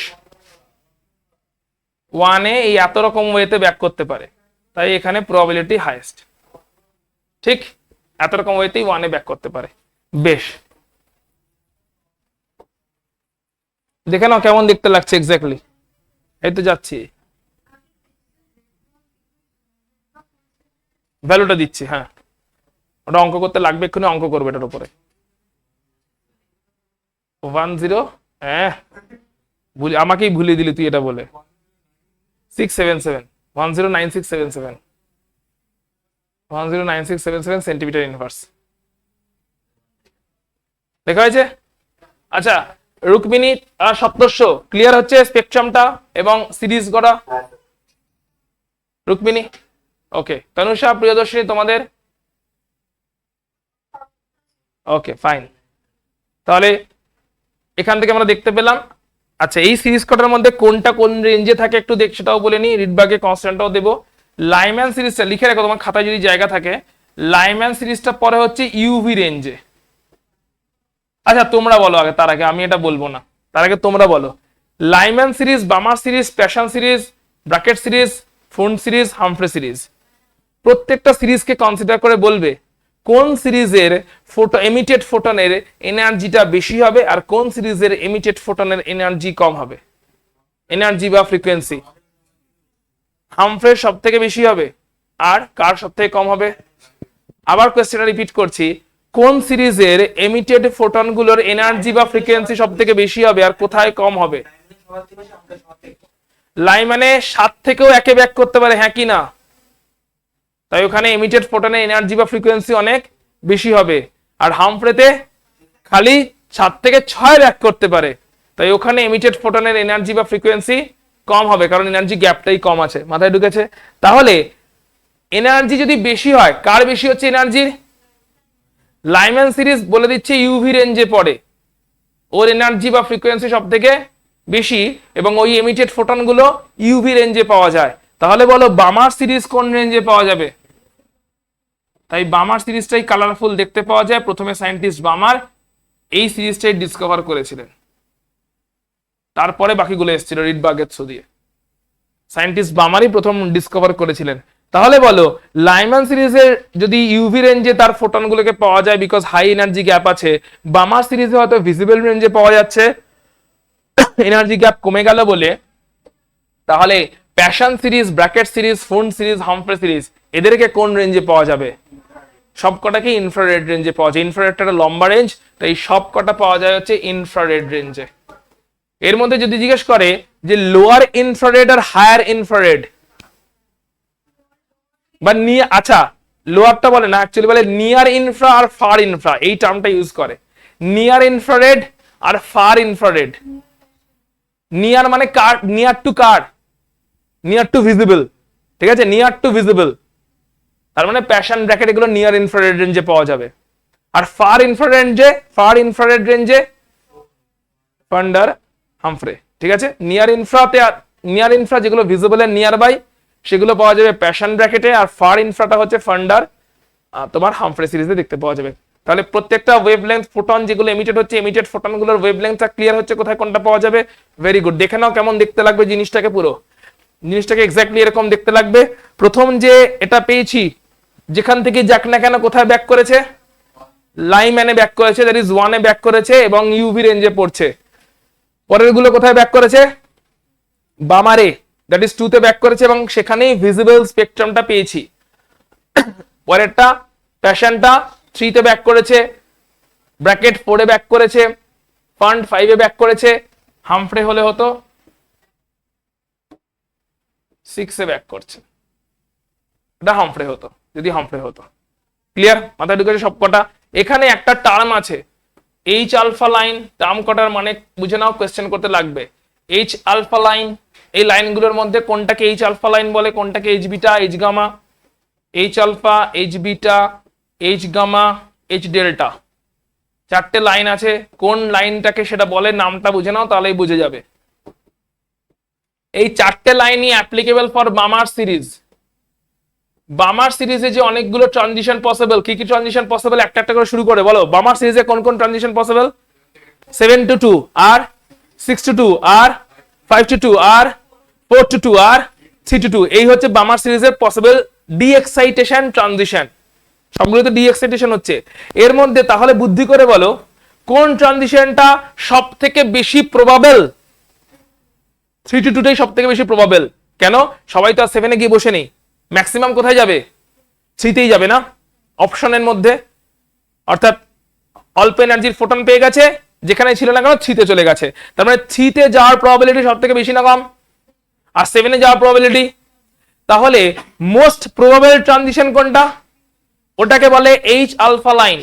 ওই ট্রানজিশনের ফলে যে ফোটনটা বেরোয় সেই ফোটনের করসপন্ডিং ফ্রিকোয়েন্সিকে বলা হয় H alpha line. That is H alpha লাইনে 3 to 2 ট্রানজিশনটা হচ্ছে which is the most probable transition in Balmer series. বামারের এটা মোস্ট প্রবাবল ট্রানজিশন, যেটা এইচ আলফা লাইন 3 to 2 কে মিন করছে, তাহলে এইচ বিটা লাইন কাকে মিন করবে? নেক্সট প্রবাবল ট্রানজিশন কে। H gamma line next probable transition কে, and H delta line next probable transition কে। বুদ্ধি করে বলো কোন লাইনের ইন্টেন্সিটি সবথেকে বেশি, অপশন দিয়ে দিয়েছে বলো। দ্যাট ইজ এইচ আলফা লাইনের ইন্টেন্সিটি সবথেকে বেশি, কারণ ওটাই মোস্ট প্রবাবল। বেশিরভাগগুলোই 3 তে গেছে আর 2 তে ব্যাক করছে, কুইকলি 3 তে গেছে, কুইকলি 2 তে ব্যাক করছে।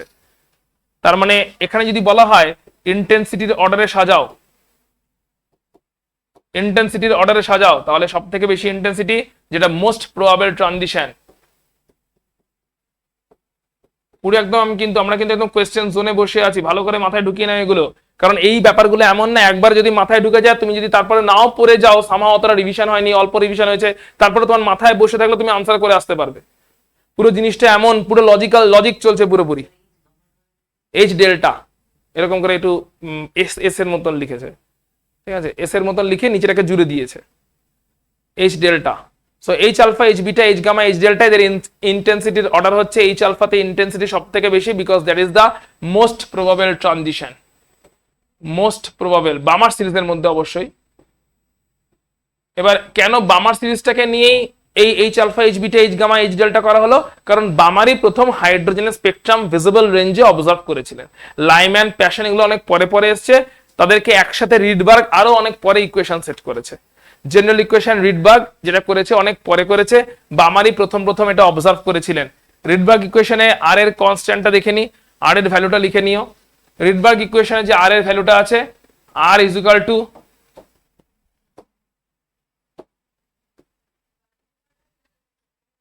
ওয়ান 0.9677, কোন বইতে 7.9 থাকে, সেন্টিমিটার ইনভার্স।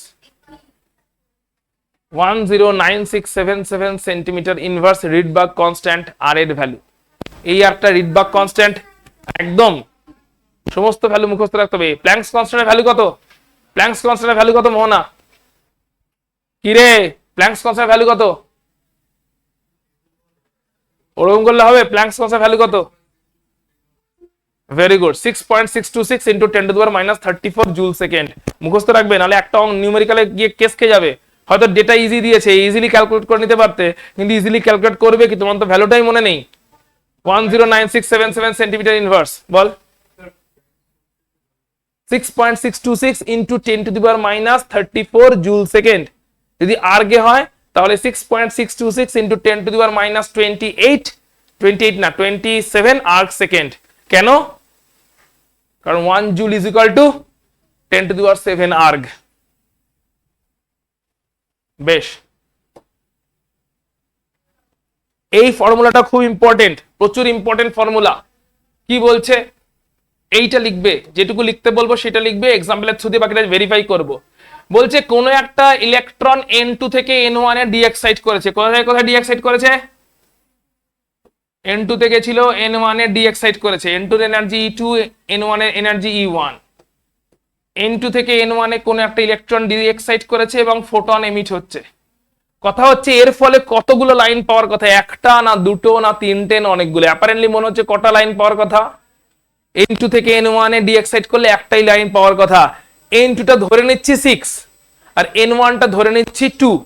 এবারে বলো N2 থেকে N1 এ ডিএক্সাইট করলে অ্যাকচুয়ালি কটা লাইন পাওয়ার কথা?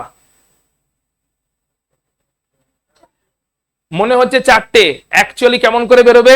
N2 - N1 into N2 - N1 + 1 divided by 2। এতগুলো লাইন পাওয়ার প্রবাবিলিটি আছে। This is the probability equation থেকে আসছে। কেমন করে আসছে আমরা একটা এক্সাম্পল থ্রু দিয়ে ধরে নিচ্ছি। So this is the number of line in any ডিএক্সাইটেশন।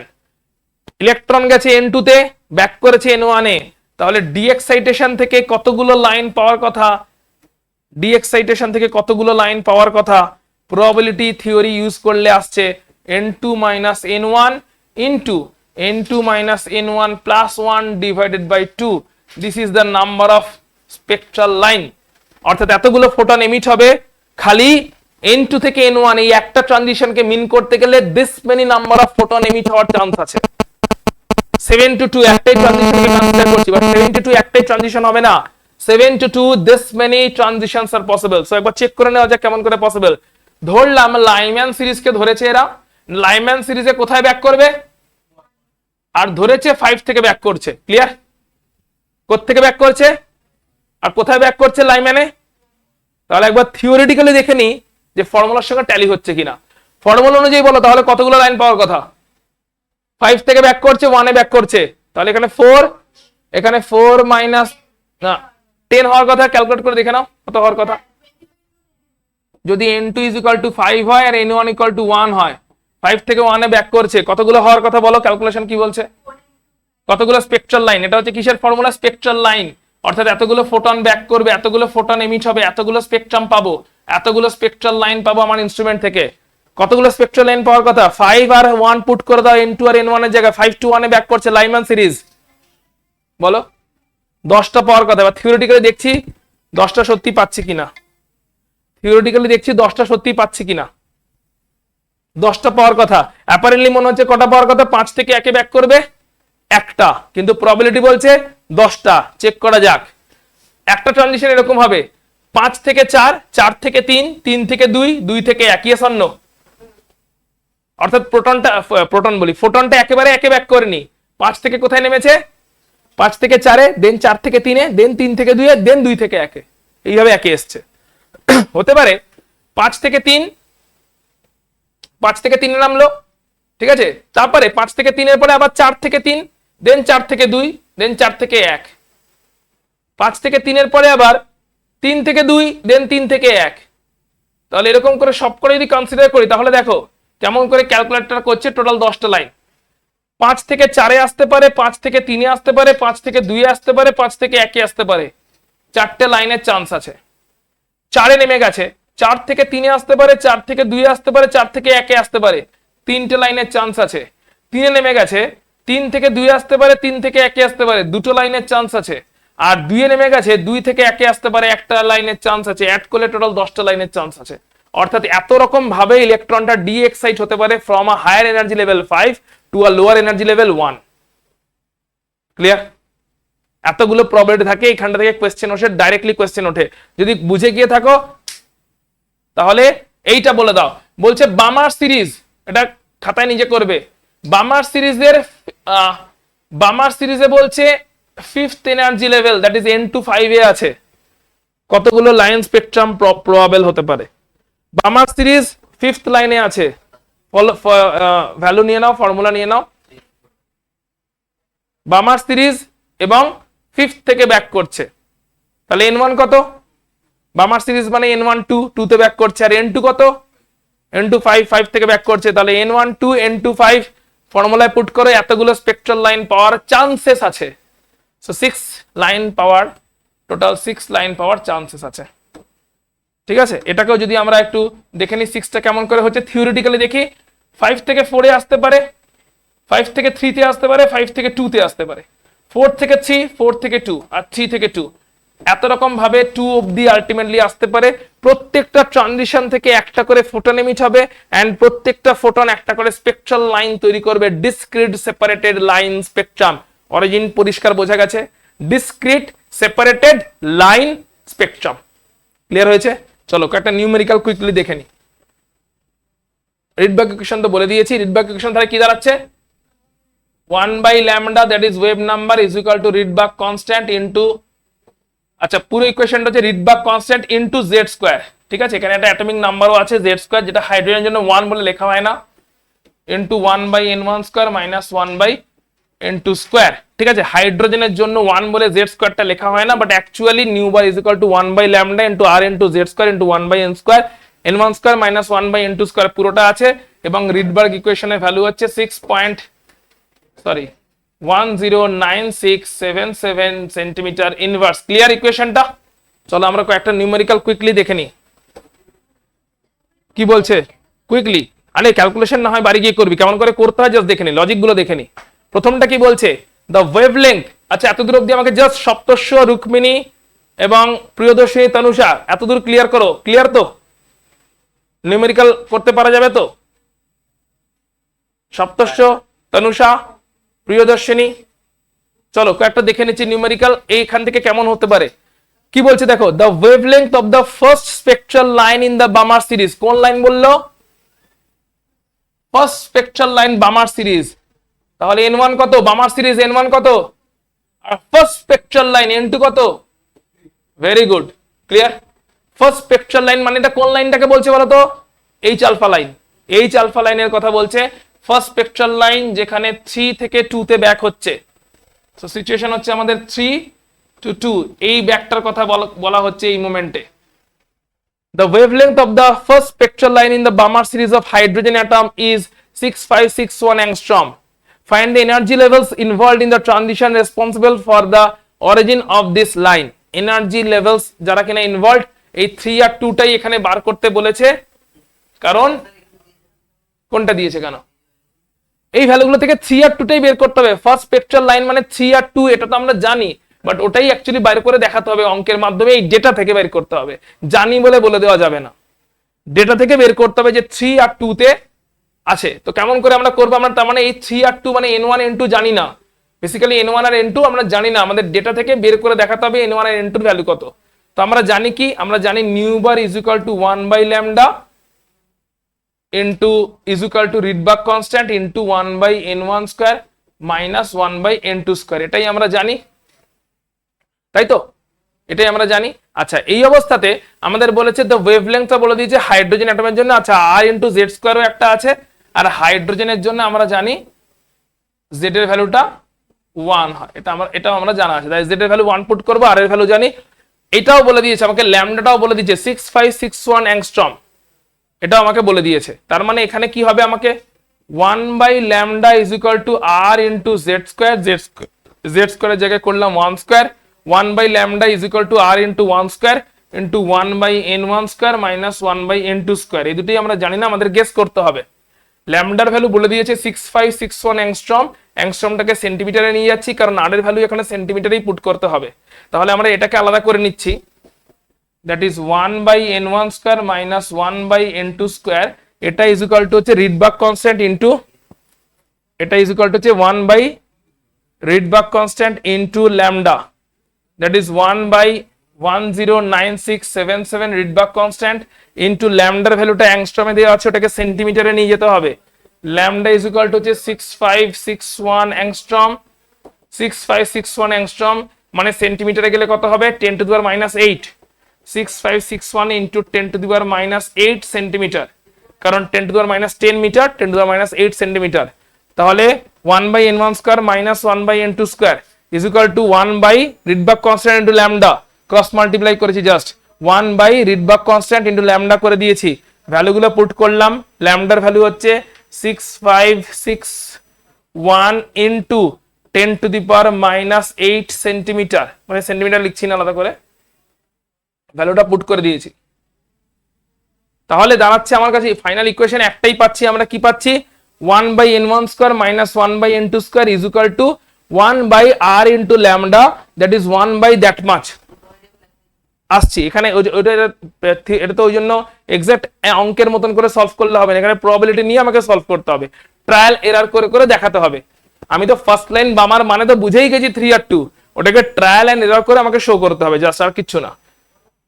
আচ্ছা, এবারে এখন কি করতে হবে, এই ক্যালকুলেশনটা করতে হবে, এন্ড করার পরে তোমাকে দেখাতে হবে যে যদি n1 ইকুয়াল টু 3 হয়, সরি 2 হয়, আর n2 ইকুয়াল টু 3 হয়, তাহলে সেটা এটার সঙ্গে ম্যাচ করছে, এন্ড সেখান থেকে তোমাকে কনক্লুশন টানতে হবে যে তাহলে n1 equal to 3, n1 equal to 2 আর n2 ইকুয়াল টু 3 থাকছে। এমসিকিউ এর জন্য অতটা অ্যাপ্লিকেবল নয়, থিওরিটিক্যাল কোশ্চেনের জন্য অ্যাপ্লিকেবল। বেসিক্যালি এই ভ্যালুটা বের করতে হবে, এন্ড বের করে থেকে শো করতে হবে, ধর ভ্যালুটা বেরোলো একটা, এই ভ্যালুটা বেরোলো, এমসিকিউ এর জন্য এক্স্যাক্টলি অ্যাপ্লিকেবল নয়, বাট প্যাটার্নটা বলছি। এই ভ্যালুটা বেরোলো, এই ভ্যালুটা বেরোনোর পরে তোকে দেখাতে হবে যদি n1 এর জায়গায় আমরা 2 পুট করি আর n2 এর জায়গায় আমরা 3 পুট করি, অ্যামং ডিফারেন্ট অপশনস, অনেক অপশনই পুট করতে পারতাম, কিন্তু ওটাকে পুট করলে সেটা এটার সঙ্গে সমান হচ্ছে, that means n1 equal two আমার 2 থাকছে আর n2 ইকুয়াল টু 3 থাকছে, আর এইটা পুট করলে ওটা সমান হচ্ছে, এই গেসটা করছি বেসিক্যালি ইনফরমেশনটা থেকে, কিন্তু ডাইরেক্টলি এই ইনফরমেশন থেকে আমি n1 2 আর n2 n1 2 আর n2 3 করে দিলে আমাকে ফুল মার্কস দেবে না, মানে সাবজেক্টিভ কোশ্চেন্স এর রেসপেক্টে দেবে না, কারণ আমি ওটা ট্রাই করে এই পুরোটা ম্যাচ করে যাচ্ছে সেইটা না দেখিয়ে আমি জাস্ট ওয়ার্ড থেকে এটা বলে দিচ্ছি। অর্থাৎ কালকে যদি কোনো প্রবলেম আসে কেন প্রবলেমটা ইম্পর্টেন্ট? এরকম কোন প্রবলেম এলো, ফার্স্ট কথাটা বললো না, বললো স্পেকট্রাল অফ বামার সিরিজ, মানে আমাকে ট্রাই করে করেই দেখতে হবে n1 এ 2 বসাও, n2 তে 3 বসাও, ম্যাচ করছে, n1 এ 2 বসাও, n2 তে 4 বসাও, ম্যাচ করছে, n1 এ 2 বসাও, n2 তে 5 বসাও, ম্যাচ করছে। এই ম্যাচ করিয়ে করিয়ে আমাকে তখন দেখতে হবে। এটা এখন এটা সাবজেক্টিভ এক্সামস এর জন্য, ওই জন্য অতটা ইম্পর্টেন্ট নয়, প্যাটার্নটা বুঝে রাখা। এমসিকিউ তে হতে এত বড় ভ্যালু দেবে না, এমসিকিউ তে ইজি ভ্যালু থাকবে, তারপর দিতেও পারে। আর এত বড় ভ্যালুগুলো ক্যালকুলেট না করার কিছু নেই, ছোটবেলায় অঙ্কতে এগুলোই শেখানো হতো, সেই অঙ্ক প্র্যাকটিস করতে হবে। 11 উঠে গেছে মানে 5 6 এর অঙ্ক প্র্যাকটিসে ছেড়ে দেবে, এরকমটা হবে না। নর্মাল অ্যারিথমেটিকে এই ধরনের ক্যালকুলেশন শেখানো হতো। অর্থাৎ এখানে তুমি 10 টু দি পাওয়ার -8 টাকে ভুলে যাও, 10 টু দি পাওয়ার -8 কে উপরে তুললে 10 টু দি পাওয়ার 8 হয়ে যাবে, এদেরকে গুণ করতে হবে এক্সাম হলে বসে, এন্ড তারপরে 1 দিয়ে সেটাকে ডিভাইড করতে হবে এক্সাম হলে বসে। অবশ্যই দিচ্ছে, এই জন্য এবারে লেংদি হয়েছে।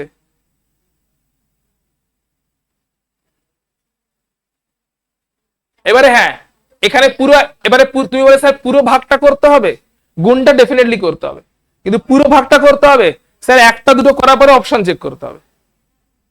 আচ্ছা 3 পয়েন্ট সামথিং 3 এসে গেছে, অপশনে 3 পয়েন্ট সামথিং এ একটাই অপশন আছে, তো পুরো ভাগ করবো না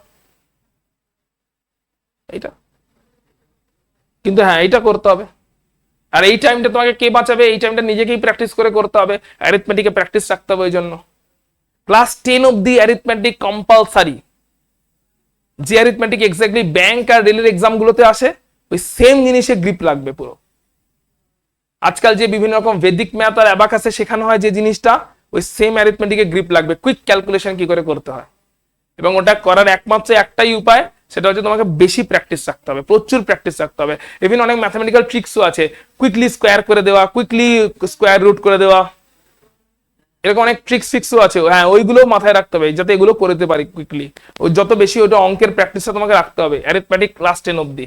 তাহলে এখান থেকে ট্রায়াল অ্যান্ড এরর মেথডের মাধ্যমে আমরা পুরোটা করতে পারবো। চলে আসছি পরেরটাতে, বলছে calculate the short and long wavelength limits of Lyman series in the spectrum of hydrogen. Short wavelength বলেছে, শর্ট ওয়েভলেংথ বলে ম্যাক্সিমাম ফ্রিকোয়েন্সি না minimum frequency? Short wavelength maximum frequency.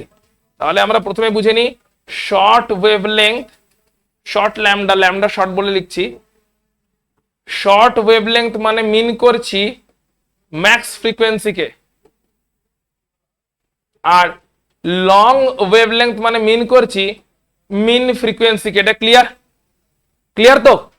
তাহলে বল শর্ট ওয়েভলেংথ মানে ম্যাক্সিমাম ফ্রিকোয়েন্সি, মানে এনার্জিটা maximum কি maximum নয়?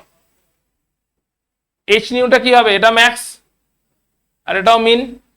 যে ফোটন গুলোর কথা বলা হচ্ছে, এইটাতে কোনো ডাউট আছে কিনা বলবি? শর্ট ওয়েভলেংথ মানে তার যে ফোটন সেটা H new max, long wavelength মানে তার যে ফোটন সেটা এইচ নিউ মিন কি মিন করা হচ্ছে, কারণ ওয়েভলেংথ তার ফ্রিকোয়েন্সি ইনভার্সলি প্রপোর্শনাল থাকে। সো ওয়েভলেংথ শর্ট মানে নিউ হচ্ছে ফ্রিকোয়েন্সি হচ্ছে ম্যাক্স, মানে এইচ নিউ হচ্ছে ম্যাক্স। ওয়েভলেংথ লং মানে নিউ হচ্ছে মিন, মানে এইচ নিউ হচ্ছে মিন। লাইম্যান সিরিজ বলে দিয়েছে, লাইম্যান সিরিজ মানে n1 এর ভ্যালু কত? লাইম্যান সিরিজ বলে দিয়েছে মানে n1 এর ভ্যালু কত? 1। লাইম্যান সিরিজ বলে দিয়েছে, এবারে বল এইচ নিউ ম্যাক্স মানে এনার্জি ম্যাক্স, মানে n2 এর ভ্যালু কত? n2 এর ভ্যালু ইনফিনিটি, ইনফিনিটি থেকে ব্যাক করছে 1 এ। কোথা থেকে ব্যাক করছে? ইনফিনিটি থেকে ব্যাক করছে 1 এ। ইনফিনিটি থেকে যখন 1 এ ব্যাক করছে, একদম আকাশ থেকে 1 এ ব্যাক করছে ধরে নাও এরকম, অর্থাৎ এক্সাইটেড হয়ে কোথায় চলে গেছিল? ইনফিনিটিতে চলে গেছিল, এবং সেখান থেকে ব্যাক করছে। ওই এনার্জি গ্যাপটাই ম্যাক্সিমাম এনার্জি গ্যাপ, হ্যাঁ কি না?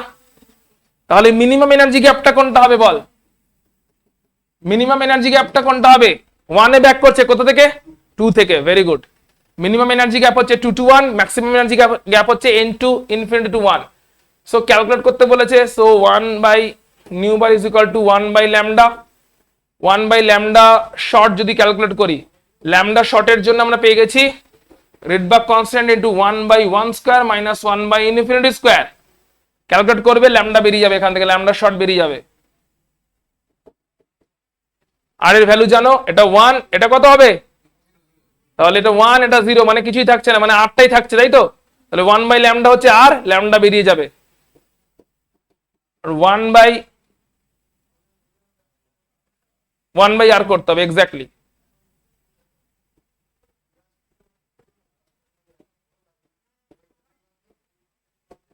আর 1 by lambda max, lambda long. Lambda long এর কন্ডিশন কোনটা? ল্যামডা লং মানে হাইড্রোজেন বলেছে তো জেড স্কোয়ার 1 আছে, অবভিয়াসলি হাইড্রোজেনই বলে দিয়েছে, তাই তো? হ্যাঁ, হাইড্রোজেন মানে জেড তো 1 আছে, তো এই জেড স্কোয়ারটা এখানে 1 পুট করলাম আমরা, তাহলে এটা 1 by 1 square minus 1 by 2 square. এখান থেকেও তোমাকে ল্যামডা লংটা বের করে নিতে হবে। ক্লিয়ার? ল্যামডা শর্ট বের হচ্ছে তোমার ইনফিনিটি থেকে 1 এ ব্যাক করছে, ল্যামডা লং বের হচ্ছে 2 টু 1 এ ব্যাক করছে, ভ্যালুগুলো জানি। আর এর ভ্যালু মুখস্থ রাখতে হবে, জেড হাইড্রোজেন 1 বলে দিয়েছে। যদি এটা হাইড্রোজেনের জন্য না বলে, বলতো হিলিয়াম প্লাস আয়নের জন্য বের করো, তাহলে কি করতে? হিলিয়াম প্লাস আয়নের জন্য বলতো বের করো, তাহলে অ্যাটমিক নাম্বার হিলিয়াম প্লাস আয়নের কত? 2, তাহলে আর ইন্টু জেড স্কোয়ার, জেড স্কোয়ারের জায়গায় 2 স্কোয়ার করতে হতো, কারণ অরিজিনাল ইকুয়েশনে জেড স্কোয়ারটা আছে, হাইড্রোজেনের জন্য জেডটাকে 1 পুট করা হয়ে আছে। ক্লিয়ার? চলো আর একটা দেখে নি। আচ্ছা এইটা, আচ্ছা এইটা দেখে নি, দেখো ক্যালকুলেট দ্য আয়নাইজেশন এনার্জি, খুব ভালো problem. Ionisation energy of hydrogen atom. Ionisation energy মানে কোথা থেকে কোথায় যাচ্ছে বল বুদ্ধি করে, রিডবার্গ কনস্ট্যান্টের ভ্যালু দেওয়া আছে। আয়নাইজেশন এনার্জি মানে কোথা থেকে কোথায় যাচ্ছে, আয়নাইজেশন এনার্জি মানে ইলেকট্রনকে কোথায়, হাইড্রোজেন অ্যাটমে ইলেকট্রনটা থাকে কোথায়, আর আয়নাইজ করে যাওয়া হচ্ছে মানে ইলেকট্রনটাকে কোথায় পাঠানো হচ্ছে? 2 তে গেলে তো ওর মধ্যেই থাকলো, আয়নাইজ কি করে হলো? বাইরে মানে, বাইরে মানে ম্যাথমেটিক্যালি বাইরে মানে ইনফিনিটিতে। বলতে কি আটকে গেলি কেন? ভাষা পাচ্ছিলি না, ভরসা পাচ্ছিলি না, ট্র্যাক রেকর্ড খুঁজতে হবে ভরসা পেতে গেলে।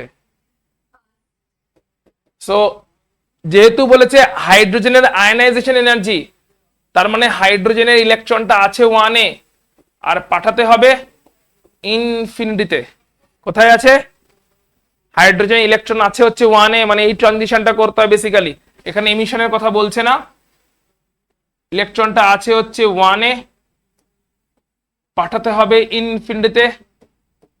কতটা ফোটন লাগবে তার এনার্জি জানতে চেয়েছে, যেটাকে আমরা বলবো আয়নাইজেশন এনার্জি। এই এনার্জি গ্যাপটাই হচ্ছে আয়নাইজেশন এনার্জি।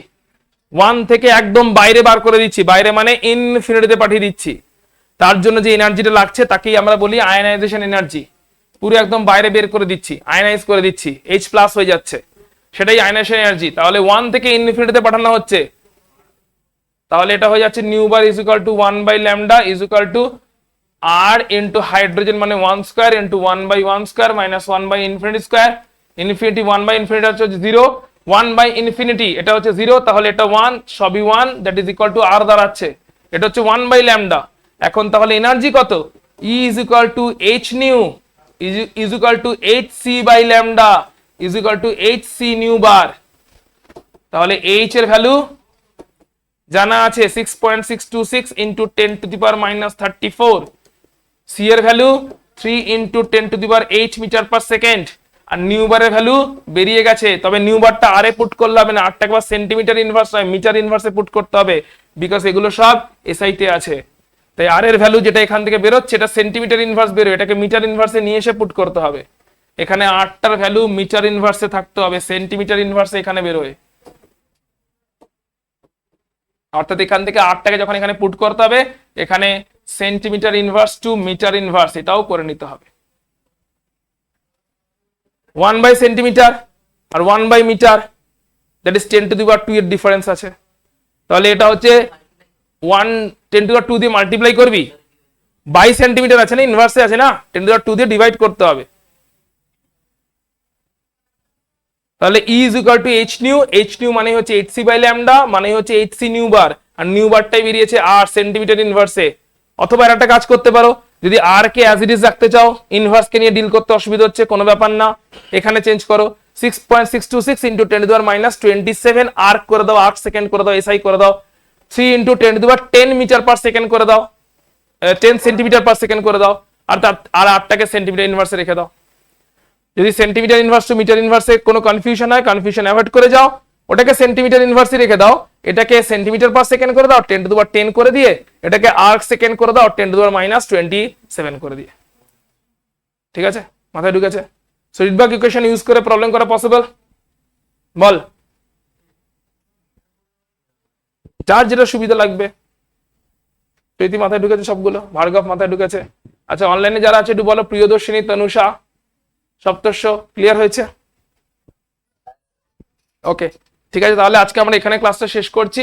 তোমরা মনে রাখো সপ্তর্ষি এবং রুক্মিণীকে দেখতে পাচ্ছি না যদিও, সপ্তর্ষি এরপরে নেক্সট হেডিংটা দিয়ে রাখিস আপাতত, সেটা হচ্ছে ফটো ইলেকট্রিক এফেক্ট, যেটা আমরা একটু বাকি আছে ওখানটা, ওটা আমরা অফলাইন ক্লাসে করব। আজকে বিকেল বেলাতে কোনো ক্লাস থাকছে না। ওকে, বল কি করতে হয় বল, আমিও জানি না কি